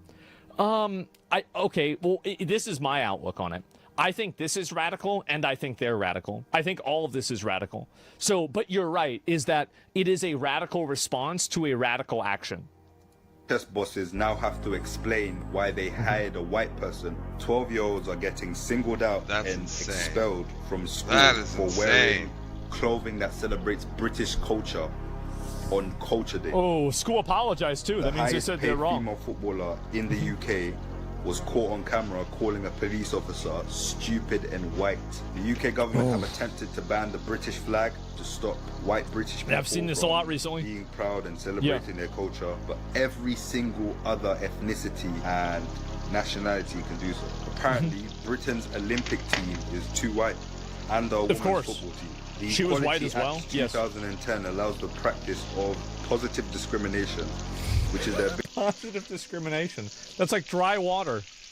Ability to hire someone of color over a white person, even if they both have the same qualifications. Spicy mayonnaise. Because they are someone of color. The UK justice system was due to implement laws that would make vulnerable members of society, women, I think Muslims, this didn't go people through. of color, be granted more lenient sentences to account for systemic scary. Islamic terrorists so can scary. complain about jails being too white, and they'll be moved to another jail. So it wouldn't happen the other way around. Save and share this video the next time you get into a conversation with someone that believes white privilege and systemic racism against people of color exists today in the UK. And I think that the reason why, I mean, this guy's smart for saying this too, because I think that really a lot of people that are minorities in those areas realize, and they see where this is going, right? They see how this is radicalizing people. They see how everybody's getting mad about it, etc. And when it gets bad enough, then you are going to see people start popping off, people getting elected that are genuinely racist and being negatively affected. Yeah, it's already happened. Yeah, and I respect this a lot, because again, I think that really it's not about really what identity you are. It's about, you don't want to have a system and a culture that allows the denigration of one group of people exclusively, right? And if you have that, you're going to have that group of people that are just very extremely angry. Like, I'll give you a great example, right? I don't know if it's a great example, but it's an example. And it's like a lot of black people now, even here in the United States, have resentment to white people for things that had happened generations ago. Things like slavery, or things like Jim Crow, or segregation. And the fact is that those things did happen, and there is a generational resentment that builds up over time with groups of people. So it's not like the moment that you get rid of this, all of these problems are going to go away. No, this is something that's going to continue going on, and the people that had to experience this will carry those beliefs forward, and they will teach their children those same beliefs, right? Yeah, nobody hates this more than illegal immigrants that did the whole process to integrate with society. Well, yeah. And then because the illegal immigrants are the ones that are getting lumped in with these bad actors. I think that's the reason why illegal immigrants have such a big problem with it, right? And Tony Robinson acquitted for all of all charges under the Terrorism Act. Well, good for him. He was charged for terrorism because he refused to give his phone's PIN number. What has been the outcome? What has been the outcome? The outcome has been found that this guy's been. I feel like we've been talking about this guy getting arrested for like 10 years almost. Yeah, police discriminated against me based on my belief and my political beliefs. Now, my grievance now, well, not my grievance. First of all, thank you, Elon Musk. Thank you, Elon Musk, because if it wasn't for Elon Musk, why is it took an American businessman to fight for our justice here and our fight against terrorism charges for journalists? Yeah, true. Now, over there in a minute, it's going to come the journalists, the mainstream media. Go back now. Sorry if I missed any chats. See if you can trust the media. Go back now and read the media's. Read what they said about this trial. When I was on trial, read what they said. Read the headlines, read the news that they gave out, and then read the judge's judgment. Right? Because all those journalists sat on that trial, they knew the police acted unlawfully, they knew they acted illegally, they admitted it in court, and none of the journalists told you that. None of them. They were hoping they had another bench judge that would rule against me, and then you, the public, would know nothing. That judge's verdict is a slam down against the police. An absolute... Read what he says, yeah? Read what he says, read about their evidence. It was corrupt, it was unlawful. For me, I'm frustrated still. I should be happy. I'm not happy because I shouldn't be put through this time and time again. I walked out of this court last year at a cost of £53,000. Well, good for him. Not guilty. I've just walked out again. This is nearly £100,000 been spent on this case. What for? I think the big problem with all this is the fact that the media misrepresents it. That's the main problem. Like, it's not really about whether, oh, well, is this a a bad thing or a good thing? Like, yeah, obviously it's bad. But, like, whenever you have, like, a media apparatus that's dedicated to misrepresenting facts and information, then I think you have a very, very big difference and you have an actual real problem. And I think that's very clearly what's been going on here, right? More than anything else. So, yeah, and the notifications, yeah, I don't know. Somebody was recording this, and that's what happened. And what's it like living in the UK? I can't complain. That's good. No, I mean, I can't complain because I might go to jail. Oh, really? What's the emergency? Someone's telling the truth on Twitter. Well, this is what's happened, right? I mean, good for him. I mean, anytime that somebody gets arrested and, for just saying something stupid or saying something that's considered, against a speech law and they, get away with it, I think that's generally a good thing unless it's like violence or doxing, right? I mean, Like, that's my mindset. I mean, I hope that more people see this, and I think it's radicalized a lot of people what's happened, right?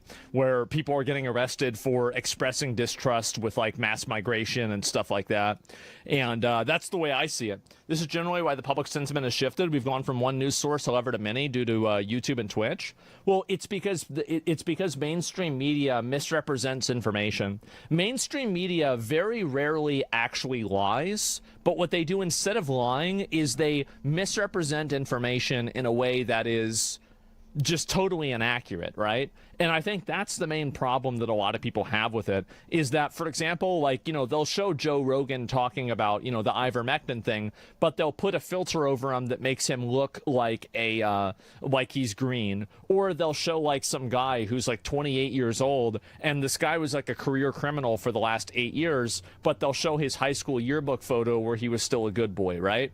And that will be, again, to misrepresent the person in the public's eye and to make the public angry at the government or angry at the police for shooting this person, right? And I think that's really where a lot of the hostility and the anger comes from. I think that we all know that, like, yeah, the government's going to have bad rules, etc. But why is it that you have a media apparatus that's constantly running cover for them and actively trying to misrepresent what happens? And I think that's the main issue, is that people don't like being lied to. They don't like being misled. They don't like people telling them one thing and then doing something else. It's the framing of it that's the main issue, right? The Trayvon Martin, yeah, calling George Zimmerman, who is very clearly a Latino, Hispanic man, white also, is just a very, very, very obvious misrepresentation. And I think that, like, during, like, the Trayvon Martin, and, like, that's whenever it really started, I think that's the point where I think that the public started to really distrust the media on, like, a mass scale. Yeah, based.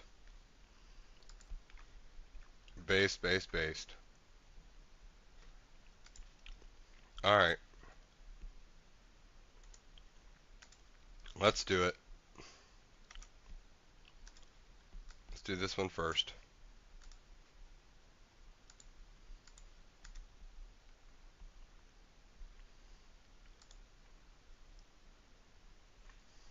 They rigged the election. Oh, I see. So basically what happened is that, yeah. So these are the different parties, and you can run for multiple parties.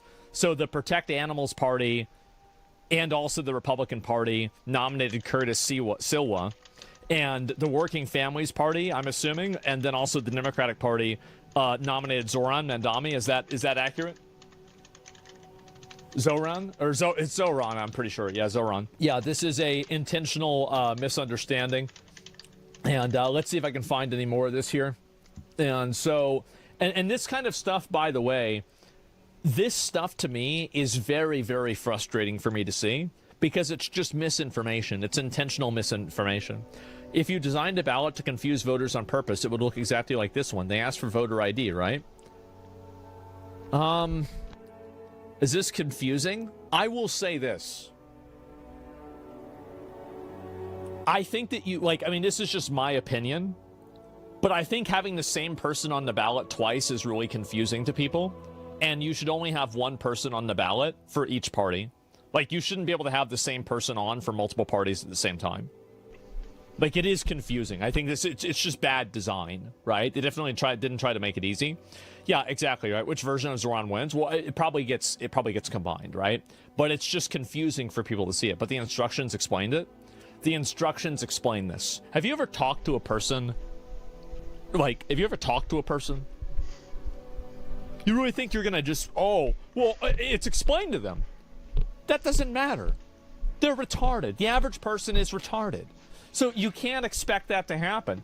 Incorrect IDs aren't required, but address confirmation and signature are. Zoran is on twice because the nominee for both Democratic parties. Yeah, like, I think that just in general, having the same nominee on there for multiple times is confusing for voters, because they're going to start thinking, well, should I vote for this one, or should I vote for this one, or should I vote for this one, or should I vote for this one?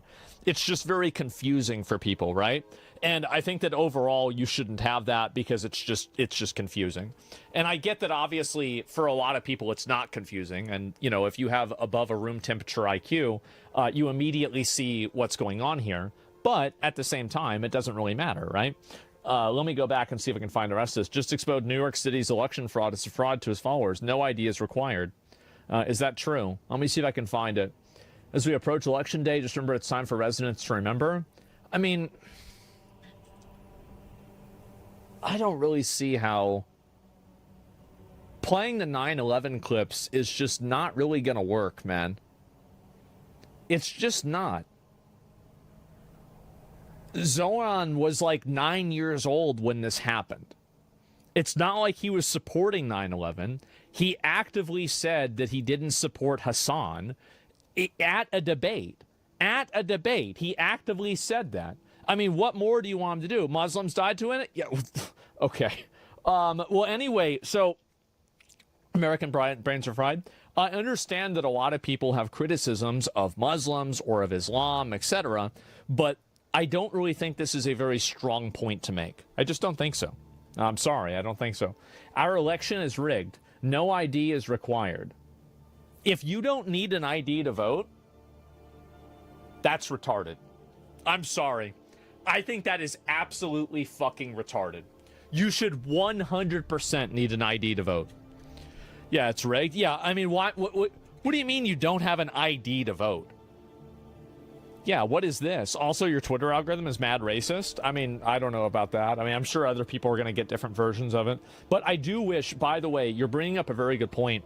I wish that there was an aggregation system on Twitter that just showed the most talked about and the most popular things in terms of a topic, rather than things that were based off of an algorithm. So instead of like, they should have a For You and also a top instead of just a top. So like the For You would be tailored specifically to your algorithm, and then the top would be the actual top posts discussing the topic. So that's in my opinion, right? That's what I think they should do. So a general version, yeah, exactly, right? And that way people aren't confused. They don't know what they know what's going on, etc., right? That's my opinion. I could be wrong about this, but that's still my opinion. But anyway, let's go back over here. Top is top for you. Yes, exactly. But it should not be that. And let me go back. I'll see if I can find a few more of these here. Meanwhile, it's New York election day in New York City. This is just, bro, like, oh my god. Oh man. Zoran Mandami is listed twice on the ballot. Well, let's see what the odds for him winning are. Let's pull it up. $400 million have been invested. Or I don't know, like wagered, I guess maybe, on the New York mayoral election. Zoran has a 94% chance of winning. There you go. Holy shit. Yep. New York is cooked. I mean, if they're cooked, then they deserve to be cooked. It's their right to be cooked. That's the way I see it. Put $1 on Como. Well, now you don't have $1. I mean, he's gonna win. Like it's so obvious he's gonna win. If you don't think he's gonna win, you're out of your fucking mind. So what happened here when Andrew Cuomo went down so much? Like he went from what the fuck happened in June? Yeah, did he started talking? Oh, he started talking. He didn't win the primary. Oh, I see. Okay, I see. And then, yeah, he was basically the one that was going to win. And then I guess probably this was when the debate happened, probably June 14th, somewhere around there. And that's probably whenever, that Israel thing came up, and then it went back up. And then after he lost the primary, and then things totally changed. Okay. Yeah, I get that. All right, he was human. Yeah, I guess so, right? And he couldn't do 100 bench press. Well, I remember seeing the Zoran bench press thing. That was, definitely, I think that affected him probably more than a lot of other things did. I think that probably affected him more than calling him Calmania does, right? I mean, I would say so. And let me see if I can find this massive turnout in New York City so far. Over 450,000 election day votes, on track to end up with 2 million plus total. All else equal, it should benefit Cuomo. That's accurate, actually. Usually, people that are I would say Cuomo is I think he's also a Democrat, but he's more of a Republican Democrat than I guess Mandami is, right? Faking the bench press, yes, clearly, right? Is establishment Democrat? Yeah, so like establishment, probably that's going to get more like direct on that day voting. And let me go back. Let's see if we can find a few more of these here. Real estate agents in Florida after the New York City mayor election. Yeah, I guess so, right? New York City ballot is rigged as fuck. Mandami twice. Cuomo buried bottom right like the trash. Silwa front page, but to split the vote. No ID fraud test. Can't you just look at the old voting ballots and just see, like, really if this is the same or not? How are so many people so dishonest about this? Now, and this is also another thing, too, is I just want to pull this up and just, like, look at it. So, no ID is crazy. It is. Why is it? You can say how much, oh, this is owed to me and I deserve this all you want, but if he doesn't give you the money, then you don't have the fucking money. Like, that's it. So Trump is not the only one talking about you tonight. Elon Musk is actually talking about you. What a pair. Yeah, and it's private. Yeah, it's privately funded. Yeah, exactly. He and obviously Musk had supported him, was crucial to his election victory. They had their falling out, but yes, they're back together again. Elon posts about you. Remember to vote tomorrow in New York. Bear in mind that a vote for Curtis, referring to Curtis Sliwa, whom I just mentioned, is really a vote for Mum Dummy, or whatever his name is. Vote Cuomo. All right. Why do you think he's speaking out against you? And obviously, the personal insult is in there as well, Mum Dummy. Look, I think this is one of the more expensive endorsements that Andrew Cuomo has ever gotten because it took $959 million in tax breaks that he gave Elon Musk for Elon Musk's pet projects back when Cuomo was the governor. And we're seeing the two twin architects of this second term of Donald Trump's presidency in the president himself and Elon Musk saying clearly to New Yorkers that their candidate is Andrew Cuomo. And they've picked Andrew Cuomo because they know that he will be the puppet that they want right here in New York City. And he's the closest thing to them that there is. I mean, it's pretty actually. I don't even know if that's really true. I think it's really just as simple as Andrew Cuomo is closer to them than he is. Like, of course they're going to choose the lesser of two evils. They probably don't like Andrew Cuomo either, but they like him more than this guy. And this guy represents a more existential threat. Right? Yeah, they're not, more aligned. Yeah, they're more aligned. Exactly. Obviously. Telling himself to not just be that, but also to be their parrot in the language that he's using to close out this election. Okay. You talk about billionaires, and there have been some really wealthy individuals who have come out and put money in PACs against you in recent days, right? Former Mayor Michael Bloomberg among them. There are plenty of other business leaders who, in private, are afraid. They have concern.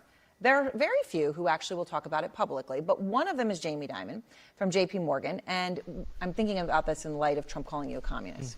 Jamie Dimon did not call you a communist. He was more intellectual about it. He said, what does he really think? You know, he was part of that socialist democratic thing, which literally is more Marxist than socialist.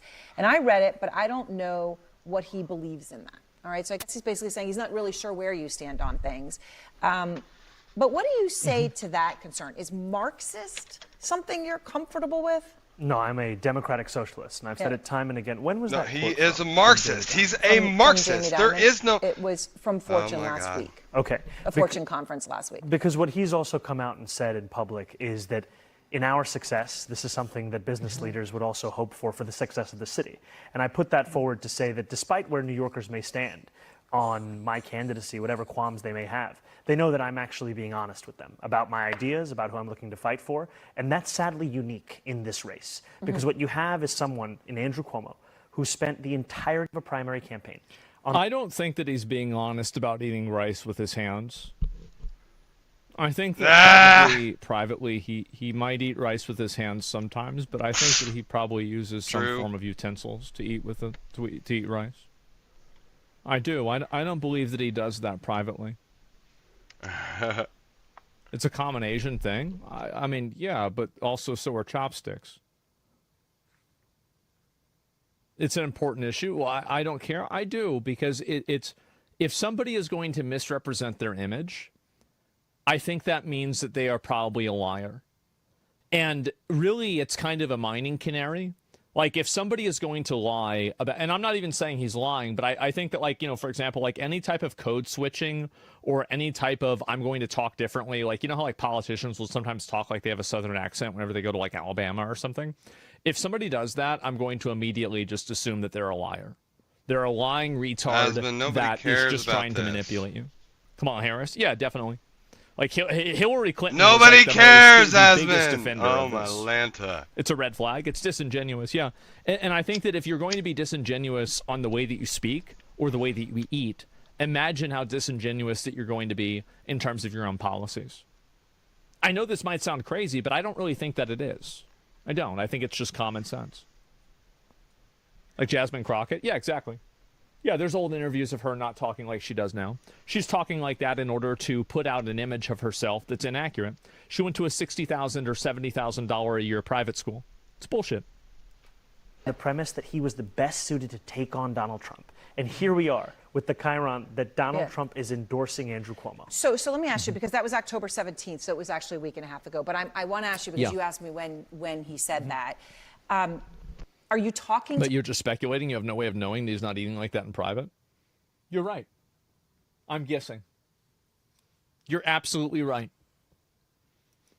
Him are people like that people that you're going to sit down with and eagerly work with? I haven't watched the private. Look, I'll have conversations with anyone, and I've spoken to Jamie Dimon briefly, and Yeah, I've but he spoken won't to a number listen of to other anybody business but leaders himself. across the city about my proposals. I know that there are disagreements around my fiscal policy, that I think we should raise income taxes on the top 1% of New Yorkers who make $1 million or more a year by 2%, or the fact that I think corporations' top tax rate should be matching what they pay in New Jersey. Here's the problem. He's not going to be able to do that. They won't live there. They're gone. They've left. Goodbye. Goodbye. And still, there is room for an immense amount of agreement on what it means to bring the city forward, and I'll always leave that door open. So, okay. So let me just ask you about President Obama. I know that you had a conversation with him. Obama. What was that conversation about? Your About most recent bombing? one. I appreciated the conversation with President Obama, and we spoke about both The New York Post headline is that he's not endorsing you. Yeah, well, the New York Post has a lot of fun with their headlines, to put it lightly. It was a conversation where we were speaking about the importance of hope in politics, the delivery of that kind of an agenda, and I also shared with him that the remarks that I had shared outside of a mosque in the Bronx not too long ago was inspired in part by his remarks on race of a more perfect union many years ago. And I think there is often a tendency in our politics to think solely in a 24-hour news cycle, and the need to sometimes step back and endorse the jihadi cycle of that city. Do you coming think into that office in New York. And he's never endorsed a mayoral candidate, so that's not why the I'm best. making the point. Of course, he wasn't going to endorse. But do you feel that he has your back? That because there are plenty in the Democratic Party who are scared of you too, and they don't know whether you're going to succeed if they're going to sit back. Well, they don't like the thing is they don't like him because he represents. There was actually a video I saw the other day. Well, I'll play the video after this. Do you think he's someone who's going to be in there, in it with you? Well, I appreciated the president offering to be a sounding board, and that's exactly what we see as what the future of these next few weeks and It's months. obviously a line that Obama would want him to succeed. I mean, even if he doesn't agree with this guy on most things, he does agree with, or on some things, he agrees with him on most things.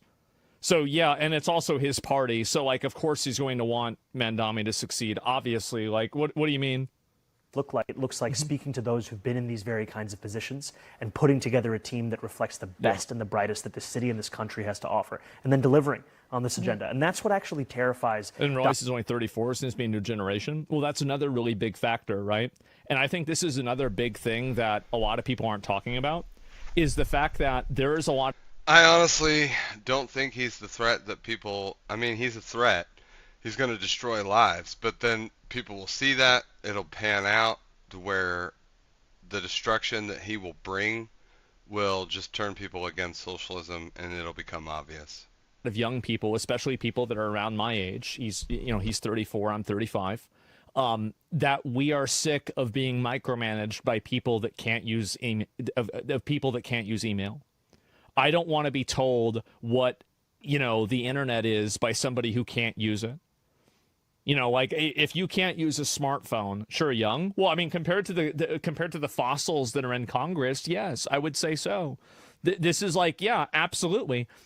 Fucking what's her name? Nancy Pelosi's 85 years old. She's 85. I mean, like, what are you doing still in Congress? And she's finally not going to seek re-election, apparently. But like for a long time, she was. So Trump wasn't using computers. Well, and I think this is a problem, right? Like, I don't want to have the government run by people that fundamentally don't understand everyday life. Like, technology and the internet are part of young people's everyday life. And also, just on purely a generational basis, I think that there's a lot of generational resentment that people that are around my age have towards people that are in their 60s, 70s, and 80s. Like, there's a tremendous amount of resentment because there's an understanding that these people grew up inside of an economy and inside of a culture that was, you know, like you could say more homogenous, less extreme and destabilized, and also they had more abilities to like buy things, basically, right? And so that's it. What about term limits? Would that solve the problem? No, that wouldn't solve the problem. The problem is that I don't want to just replace somebody with a young person just because the person's young, but these are confounding variables. And I do think the fact that him being a lot younger than these other guys does play a huge role in it, because a lot of candidates don't have a lot of young people don't have any candidates that they can really relate to. And whenever you have somebody who's 34 that understands what the internet is, that's, you know, has a Twitter account, used to be a rapper, like, you could say it's stupid, but it is also, it's relatable. And that's the issue. Campaign financing is a problem. Yeah. Do you see kind of what I'm saying here? Is that there's a lot of people that are finally like, okay, finally now it's our turn. And by our turn, I mean, it's the turn of the people that are younger to be able to take office and make decisions for the future, rather than have decisions made for them by people that are going to die in 5 years. Donald Trump and Elon Musk and even Andrew Huge Cuomo factor. the most. Mega it's their factor. fear that we will, in fact, accomplish the things that we have campaigned on. And that's one place where they're actually right. All right, Zoran Mamdani, thank you very much. Obviously, we're hours away. Yes. Hours away here. Are you ready? Do you expect it's going to be a big night for you? Not really. I'm confident, but I'll never be complacent. But look, if people want to vote for Donald Trump and Elon Musk, they should vote for Andrew Cuomo. If people want to vote for change, they should vote for me. All right, Zoran Mamdani, thank you very much. Last time I voted for change, he changed his mind. We'll see what happens. I don't have a big lot of hope on this one, okay, guys? And let's be real. But yeah, remember that? And he's a good speaker. Oh, he's a great speaker. He does a very good job in interviews, and I think he's very talented as a politician. I think that anybody could acknowledge that. What does that have to do with running a country? I understand the resentment. What it has to do with running the country is that if you don't if you can't use and understand the internet, AI, and technology, you fundamentally don't know where the world is going. On just a very, very basic level, you don't understand modern life. So whenever you have somebody who's making decisions that, in my opinion, does not understand modern life, you've got a big problem. A huge problem. You're out of touch. Yeah, they're out of touch. It's that simple. I'll link you guys the video. But that's why you get people who do well, who do well, like in politics. Yeah, sure. You mentioned Obama giving a speech about race and hope, and that's a highlight criticism I had for Obama. Everybody forgot about Occupy Wall Street and started focusing on race and identity. I'm not a fan of race-based politics. I think it's very problematic, and I do think that it will lead to white people using the same identity politics that minorities have been using. It's very obvious this is what's happening. It's already started happening, but it's just going to continue getting worse, in my opinion, is that you're going to have more and more white people weaponizing and using identity politics in the same way. Okay. In the same way that, okay. I forgot what I was going to say. Give me a second. What the fuck was it? What was that? Jesus. Oh, right. I was going to play a video. That's right. Okay. So, anyway, let's see if I can find this. Yeah, here we go. This is also another very big factor. Watch this. My name's Frankie Stocks. I'm a reporter with the Stu Peters Network. I would just love to ask you a quick question. I'm trying to ask every representative I can. Go for it, Frankie. That is, do you care more about the American people or Israel as a member of Congress? I don't think they're mutually exclusive, Frankie. Can you elaborate? They're our best ally. Are they? Who do you care about more, the United States or Israel? United States or Israel, sir? No answer? Should we put you down for Israel? Who do you care about more, the American people or Israel? Jeez. exist. It's an easy one. American people or Israel? You don't got to fake a phone call. American people or Israel? Man. Who do you care about more, the American people or Israel? The American people or Israel, sir? Just answer the question. Who do you care about more, the American people or Israel? What a stupid question. No, it's not. If this, I want a politician that says I care about the American people more than any other group of people in the entire world. And I will fight for their interests over the best interests of other people because they elected me. That's what I want my politician to do. Because I want him to be an advocate for me. Not for Nigeria, not for Israel, not for Antarctica, not for Australia, but for me. That's it. It's an instant question. It's an instant answer. Instantaneous, without even thinking. The question is easy as an American. If you don't answer to that, it means that you're compromised at a foundational level. Exactly. No answer? Look at these fatties selling out for less money than kids would get to do a Fortnite sponsorship. Isn't that embarrassing? Like you have 18-year-olds, 19-year-olds that are professional Fortnite players that refuse gambling deals for more money than these politicians are selling out the entire country for. It's pathetic. Really, it's pathetic. Israel is one of our strongest allies in a part of the world where people are trying to harm us, and I think they need our support. So should the U.S. continue funding Israel?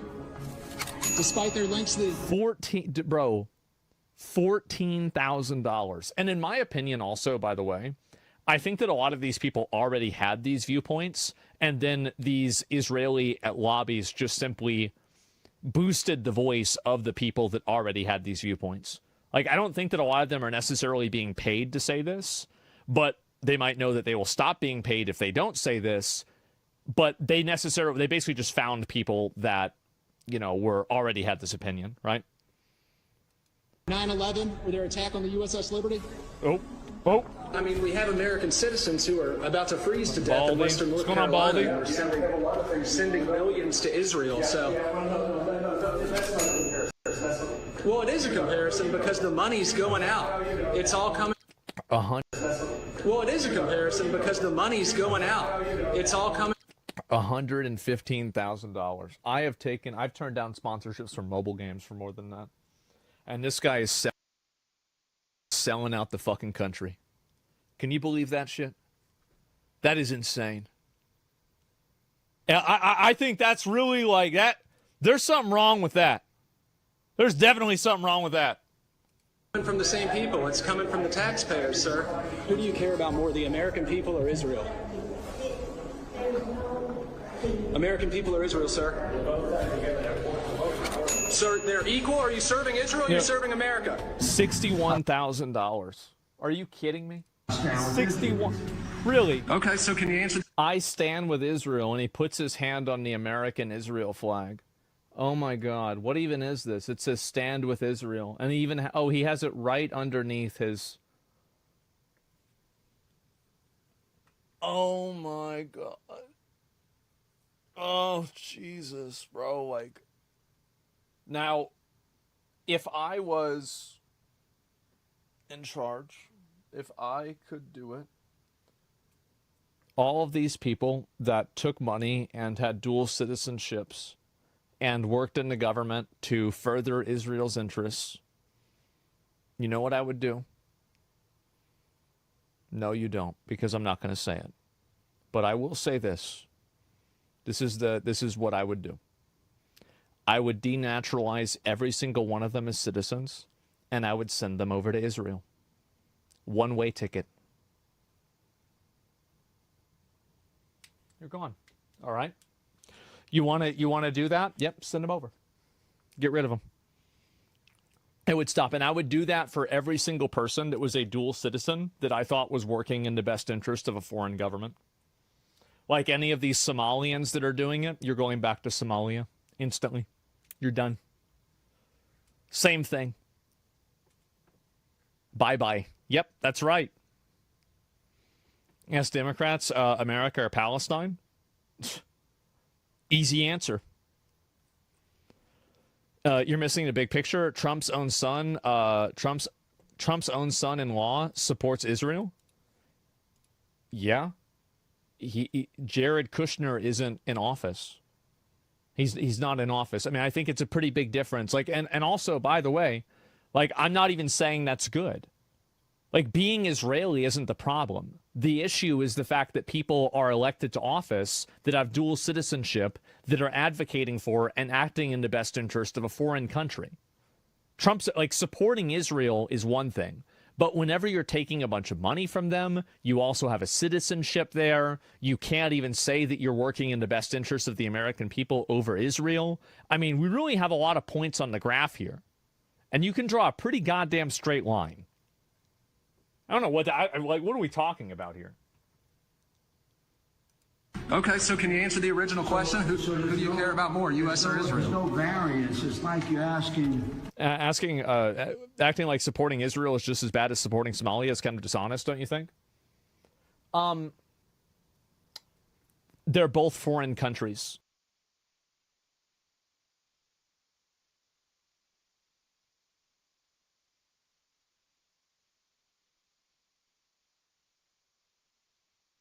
Sorry about that. You could say that supporting Somalia is worse or better depending on what your opinion of it is and what your opinion of Israel is, but they are both on the spectrum of bad, and go over there then. Like, yes, obviously, like, okay, maybe you think one's better than the other, but both are bad enough for me to say you have to leave. That's the way I would see it. How about supporting Ukraine? I think supporting Ukraine is pretty much the same thing. Yeah, if somebody's a dual citizen in Ukraine and they're advocating for Ukrainian interests over American interests, I would say the same thing. Of course. I mean, is that supposed to be like a gotcha? I mean, it's a very simple concept. So can you answer the original question? Who do you care about more, U.S. or Israel? There's no variance. It's like you're asking, you know, do you love your wife more than your daughter? Well, and you said it's a simple question. It is. Do you love your wife more than your daughter? I love the United States more than I love Israel. Who's the priority when you're casting a vote in Congress? $19,000. America or Israel? It's a very simple question. You're not. And that's the real problem. Is that question right there? When I love Israel. Who's the priority when you're casting a vote in Congress? America or Israel? It's very simple. Well, it's a very simple question. You're not answering it, Representative. That's the big one. $19,000. American people or Israel? American people or Israel, sir? $28,000. Who do you care about more, the American people or Israel? Oh. No answer? Who do you care about more, the American people or Israel? American people or Israel, sir? Who do you care about more, the American people or Israel? What about stupid Baldy? Stupid Baldy! Oh my God! Jesus! No answer? Why is this such a hard question to answer? Well, that's a great question, isn't it? That's an amazing, great question. There you go. It's not a gotcha. I just think it's different. Sending Ukraine many billions of dollars doesn't serve America's interest any more than aiding Israel in the Middle East. Yeah, it's not talked about the same. I don't think that really, I mean, like, for example, like helping Israel bomb Palestinians is definitely less of an existential threat than Russia with nuclear bombs. Like us trying to, you know, barricade Russia out from taking over Ukraine and expanding and creating a new Soviet Union is a much more existential and direct threat than Hamas in Palestine. Like, are we really going to compare the threat of Russia with nuclear bombs to a fucking some rinky-dink terrorist organization in Palestine? Like, what are we doing here? Like, it's not even remotely the same thing. Yeah, I don't know. I don't know, guys. It is a wild and crazy time out there. It is a wild and crazy time. So, okay, let's do Asmongold has apparently been sued.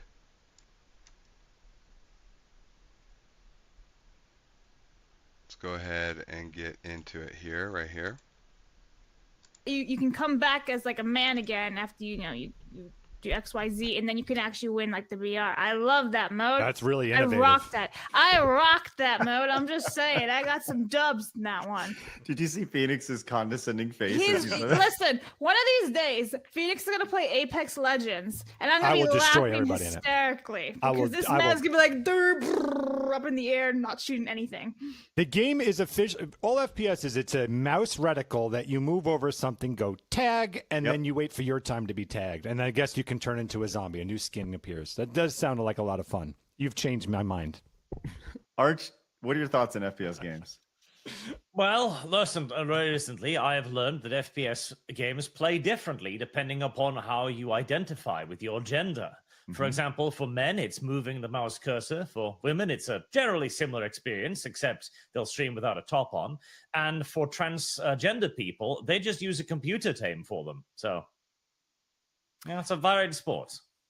It is fun. Well, let me just bring this back to some other noticeable games that you missed today, Blabs. Obviously, you brought up Mega Man 6, which, by the way, very rare game. I would not say rare, but Mega Man 6 is a valuable game. Oh, it's a pricey one. Yeah. If you were to pick up, if you were to just have it loose, it's $52. If you have it in box, $250. And new, holy moly, almost $700 right there. So and that 52, I don't know. I haven't seen it for 52. That seems like a low price. That's a pretty pricey game. I have it. I have 1 through 6. That's right. Pretty badass. I feel like a badass. I also have 5, which 5 is super rare as well. You have 6 and 7? No, 6. There's no 7, or at least not on the NES. There's a Mega Man 7 that's on the PlayStation, which, I'll hold my reservations for that. Favorite Mega Man game, Craig? Real quick, go. Yeah, or main series or all the first 6, like the original 6. Yeah. So this is gonna piss people off. Mega Man 6 is the best.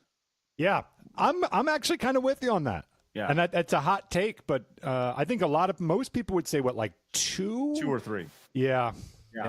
And at one point, I would have said that 2 is spectacularly fun, but Mega Man 6 is the best game overall. Just saying. Arch, do you have any thoughts on Mega Man? The only thing I know about Mega Man is that it had an anime and he had a dog that turned into a skateboard. Yeah, I mean, I've never seen the skateboard version of Rush, but I have seen the he had like a jet-powered thing that you kind of look on. Yeah, okay, I hear you on that. Some other games, Blabs, that you missed today. Twisted Metal for the PlayStation, right there. Big one. That was a very big one right there. Yeah, but Black Ops 3. Yeah, boy. No, I would have got rid of Spyro for that. I just can't win. I go and put Spyro in there for some of the old classics for PlayStation. Nah. You've won many times. You've had a couple of bangers, Blabs. Right, listen, okay. It's fine. Everything's fine. That's true. But by the way, Mega Man 7 was on the Super Nintendo, not the PlayStation. That's right. I think Mega Man 8 was on the PlayStation. By the way, this is one of my favorite quotes right now. Amplify the Signal says, Mega Man is just tagged with an arm blaster. Incorrect. Because in that game, there is a mission and you have to learn the patterns of your enemies and then beat that game. There's a story. One could even argue there's a story in that. Beat the robots. That's pretty much it. Rayman 2, SSX Tricky also released today, 24 years ago. Some people would say that's the best SSX game.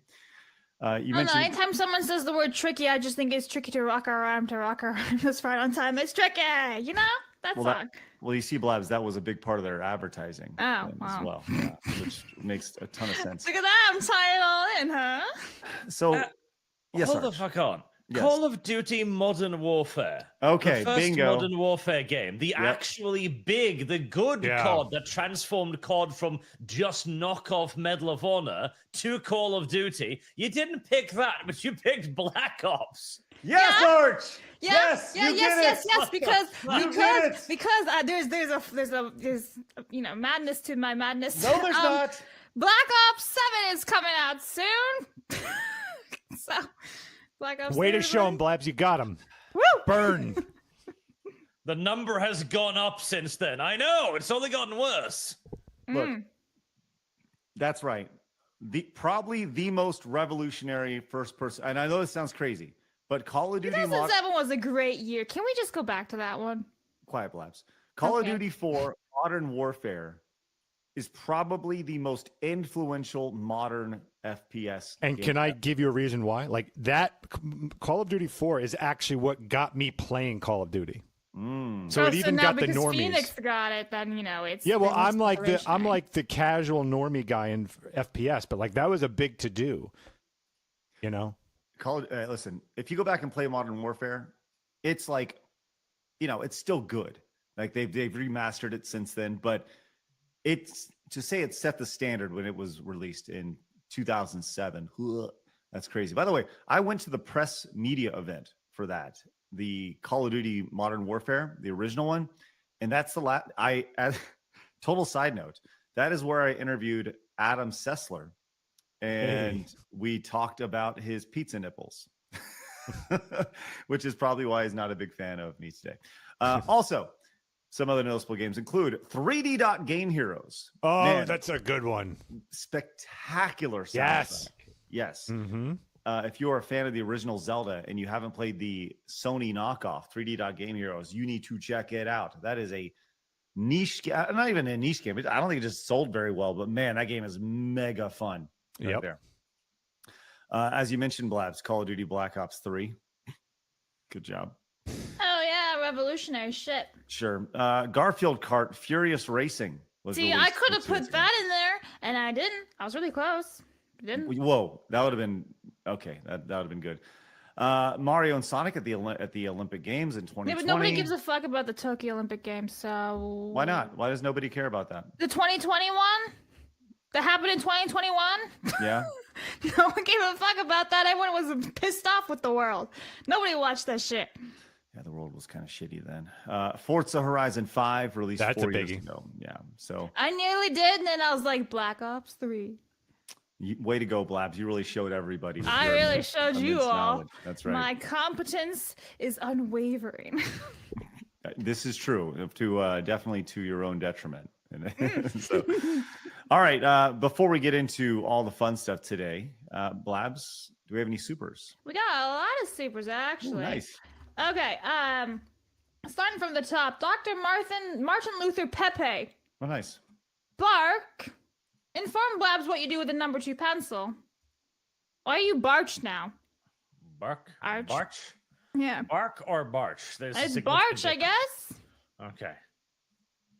Well, the pencil is a civilized weapon from a civilized age. And there was a whole idea about how the Jedi originally started by sounding instead of the more.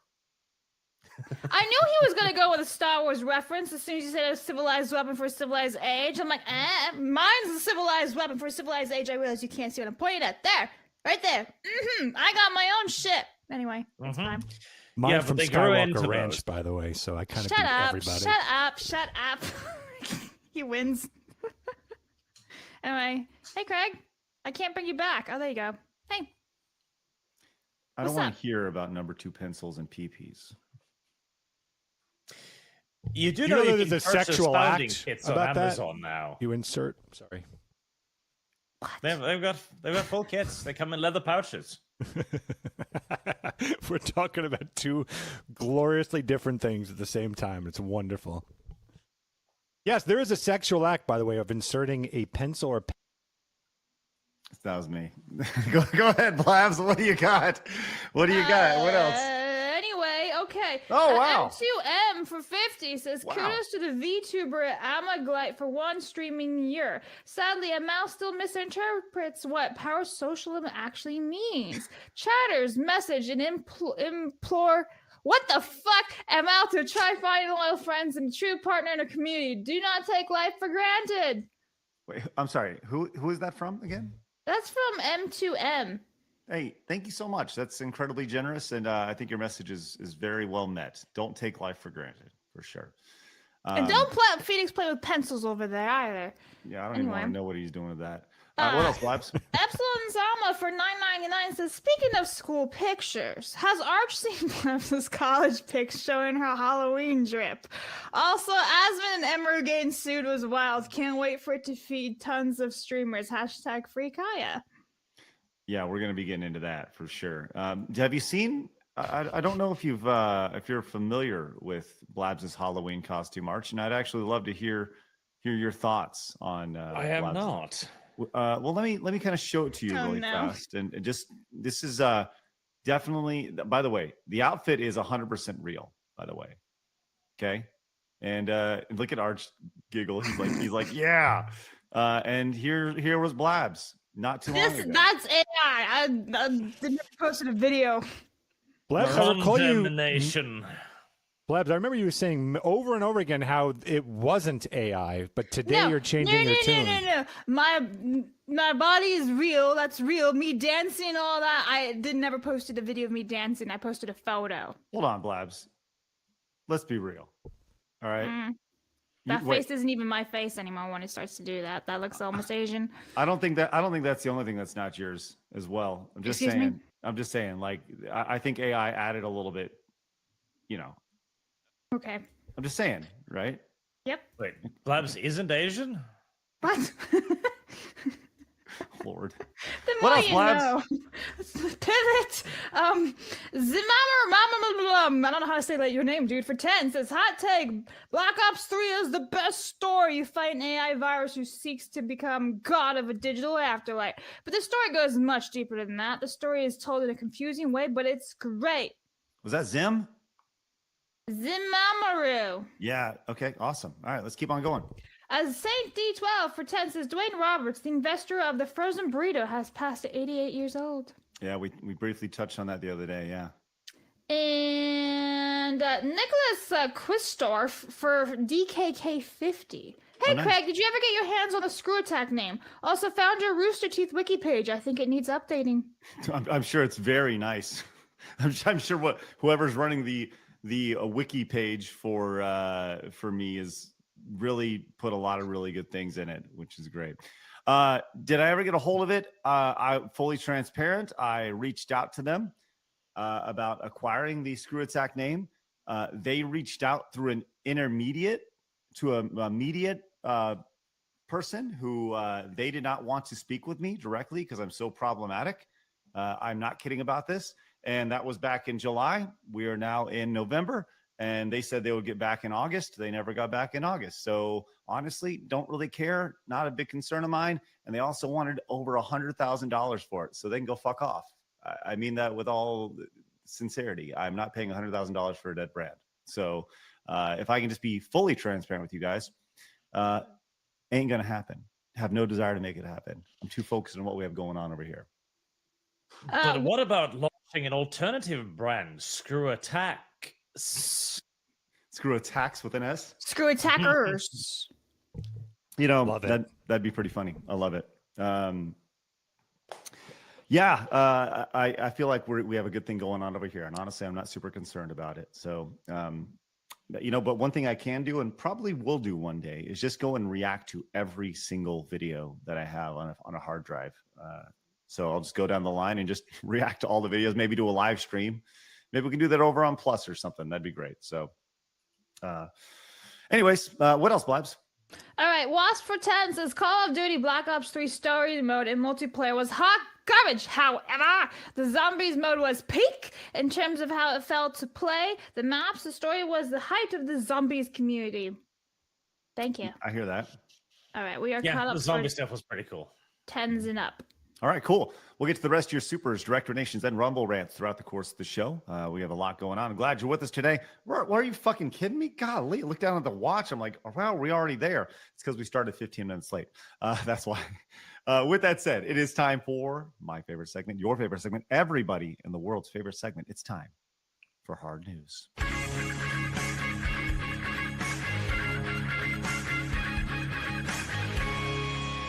Hard News. Here we are. Listen, Arch, in the world of over gluttony, it has finally arrived. one of the most disgusting things I possibly have ever seen, yet I still kind of want to try it. No. Arch, have you ever had Taco Bell before? No, I'm pretty sure they don't even exist in Norway.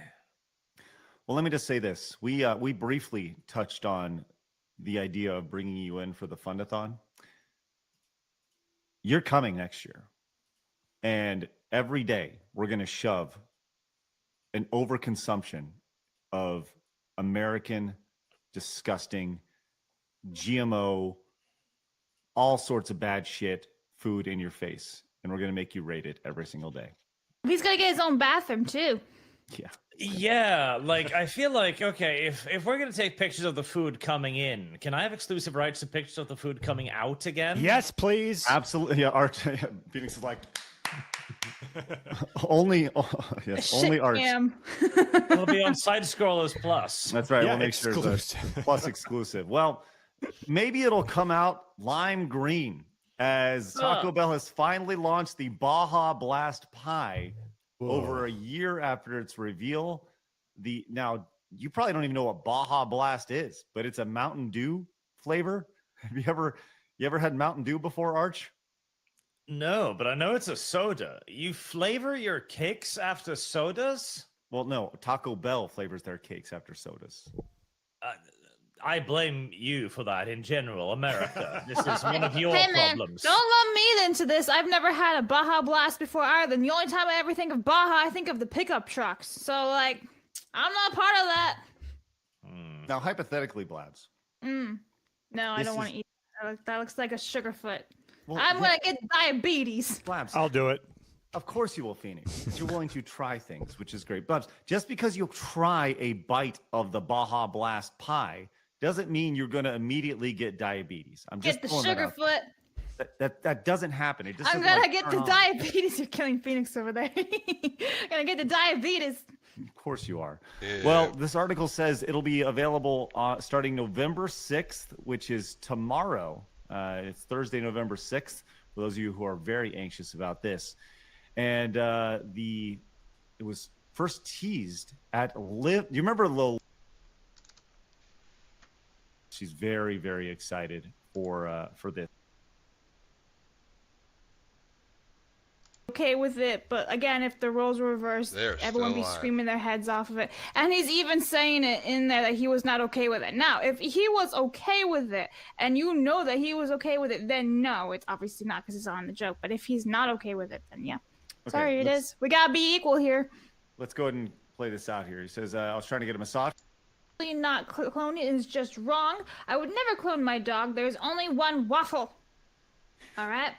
Crumbs for 10 says we're starting to see 80s and 90s nostalgia. It's a lie. Yeah, life finds a way. Amen. Just saying. Appreciate that greatly, my dude. All right, let's go ahead and get to this big story today. Archie, have you heard the news that Asmongold is getting sued? Yes, I have. This is kind of crazy for a number of different reasons, but the biggest one is, well, one of the reasons is emotional distress. The always vague emotional distress. Now, this story comes to us from Dexerto. We'll check this out. As Miskiff sues Emiru and Asmongold for defamation following sexual assault allegations. Now, this is Miskiff here. I'm not familiar with this guy. Anyone heard of this dude before? Nope. All I know is he's a valuable lesson to all men out there. If this man can bang Emiru, what's your excuse? That a boy. That a boy. That a boy. But also, I just think it's ironic that, like, Emiru is being sued. Wasn't she the one that was sexually harassed at TwitchCon? Well, yeah, but he wasn't a part of that. No, I know that. I just think it's ironic that, you know, she gets sexually harassed and then, like, a couple weeks later, here's a lawsuit, by the way, for something else about sexual harassment. Well, you be careful what you say here, Blabs, because we may be next to be sued for here. But as Miskiff has filed a defamation lawsuit against Emiru, Emily Beth Shunk, and Asmongold, his former organization OTK, which means One True King, along with other entities, following sexual assault allegations. Emeru accused Miskiff of sexual assault, stalking, domestic abuse, and more during an October 25th Twitch stream. Former partners and both previous streamers under the OTK org, the pair lived together in Texas before separating. She claimed to be in the process of filing for a restraining order. So some pretty, I'd say those are very strong allegations when it comes to her. Yeah, the problem there is she did do that. I watched part of that stream, and the problem here is we've kind of developed this mindset that if you're online, you can say more or less everything because, you know, it's kind of accepted you're just talking, you know. But when you are streaming that to potentially tens, if not hundreds of thousands of people, a court will look at that and go, okay, does this fulfill the requirements of defamation? Probably. Can she prove that it happened? And then the burden of proof is basically on her saying, like, no, this isn't defamation because it's true. So to everyone saying that Miskiff has no case here, I wouldn't be so sure. Well, let's continue. Hours later, Miskiff booted up his own stream to fire off his own statements against Emeru while detailing the instance of alleged sexual assault from his perspective. And I think that's also something to really keep in mind is there's always one perspective, then there's the other perspective, and then what really happened is probably somewhere in the middle, right? In the aftermath, OTK, the streaming org founded by Miskiff, cited by co-owner Emeru, clarified any relationship with Miskiff was, quote, terminated some time ago. So OTK is like, yo, we're not dealing with these guys. Meanwhile, other content creators like Asmongold, also involved in OTK, further fueled the flames in panning Miskiff. Wow. Now the 30-year-old influencer is turning to legal system. Miskiff has filed a defamation lawsuit against Emeru, Asmongold, along with OTK, Mythical Talent Management, and King Gaming Labs, as first reported by KXAN right here. You can see here, there's Emeru here on the left. There's this Miskiff guy on the right. God, he looks somehow worse in every picture I see of him. He's got a lot going on up there. Blabs, any interest in Miskiff over here? No, he's a wanker. Okay, thank you, Blabs. You've just got a lawsuit against us. That's good. Why? Oh, I don't know. You said that's he's an a wanker. Opinion. There's not defamation there. I think he looks like a wanker, a toshpot, whatever you want to say. The British do. Yeah. Arch, your thoughts on Emeru? In terms of the legal thing here, no, just your thoughts. He's like wood. Well, I object to the entire parasocialism that is most young women on the internet, but she seems to be a not very egregious example of it. She seems to mostly just be a regular person. From what I've seen, at least, she doesn't seem to be like an active e-thought or anything like that. So, fine, neutral. Okay. Well, the lawsuit filed in federal court claims the allegations leveled against Miskiff were false and have subsequently caused, quote, significant harm to his reputation and career. Not only does it take aim at Emeru's comments, but how the accusations were then circulated and supported by others in the streaming space, Asmongold being a key target. Miskiff has fired back in the courts, claiming the fellow influencer only boosted the virality of the claims. Says, yes, Arch. Now, that's going to be more of a stretch, because, okay, you could argue mental damage, but Asmongold has a very good protection in simply going, listen, I covered the news, this was news, I gave my opinions on it. You know, that's very different than making the statements themselves, so... I think the one thing is that Asmongold is tied to One True King, right? OTK. So... Yeah. Yeah, I haven't seen his coverage on it, so maybe he said something like, "No, this totally did happen," in which case that'd be different again. All right, well, we're gonna go live again soon.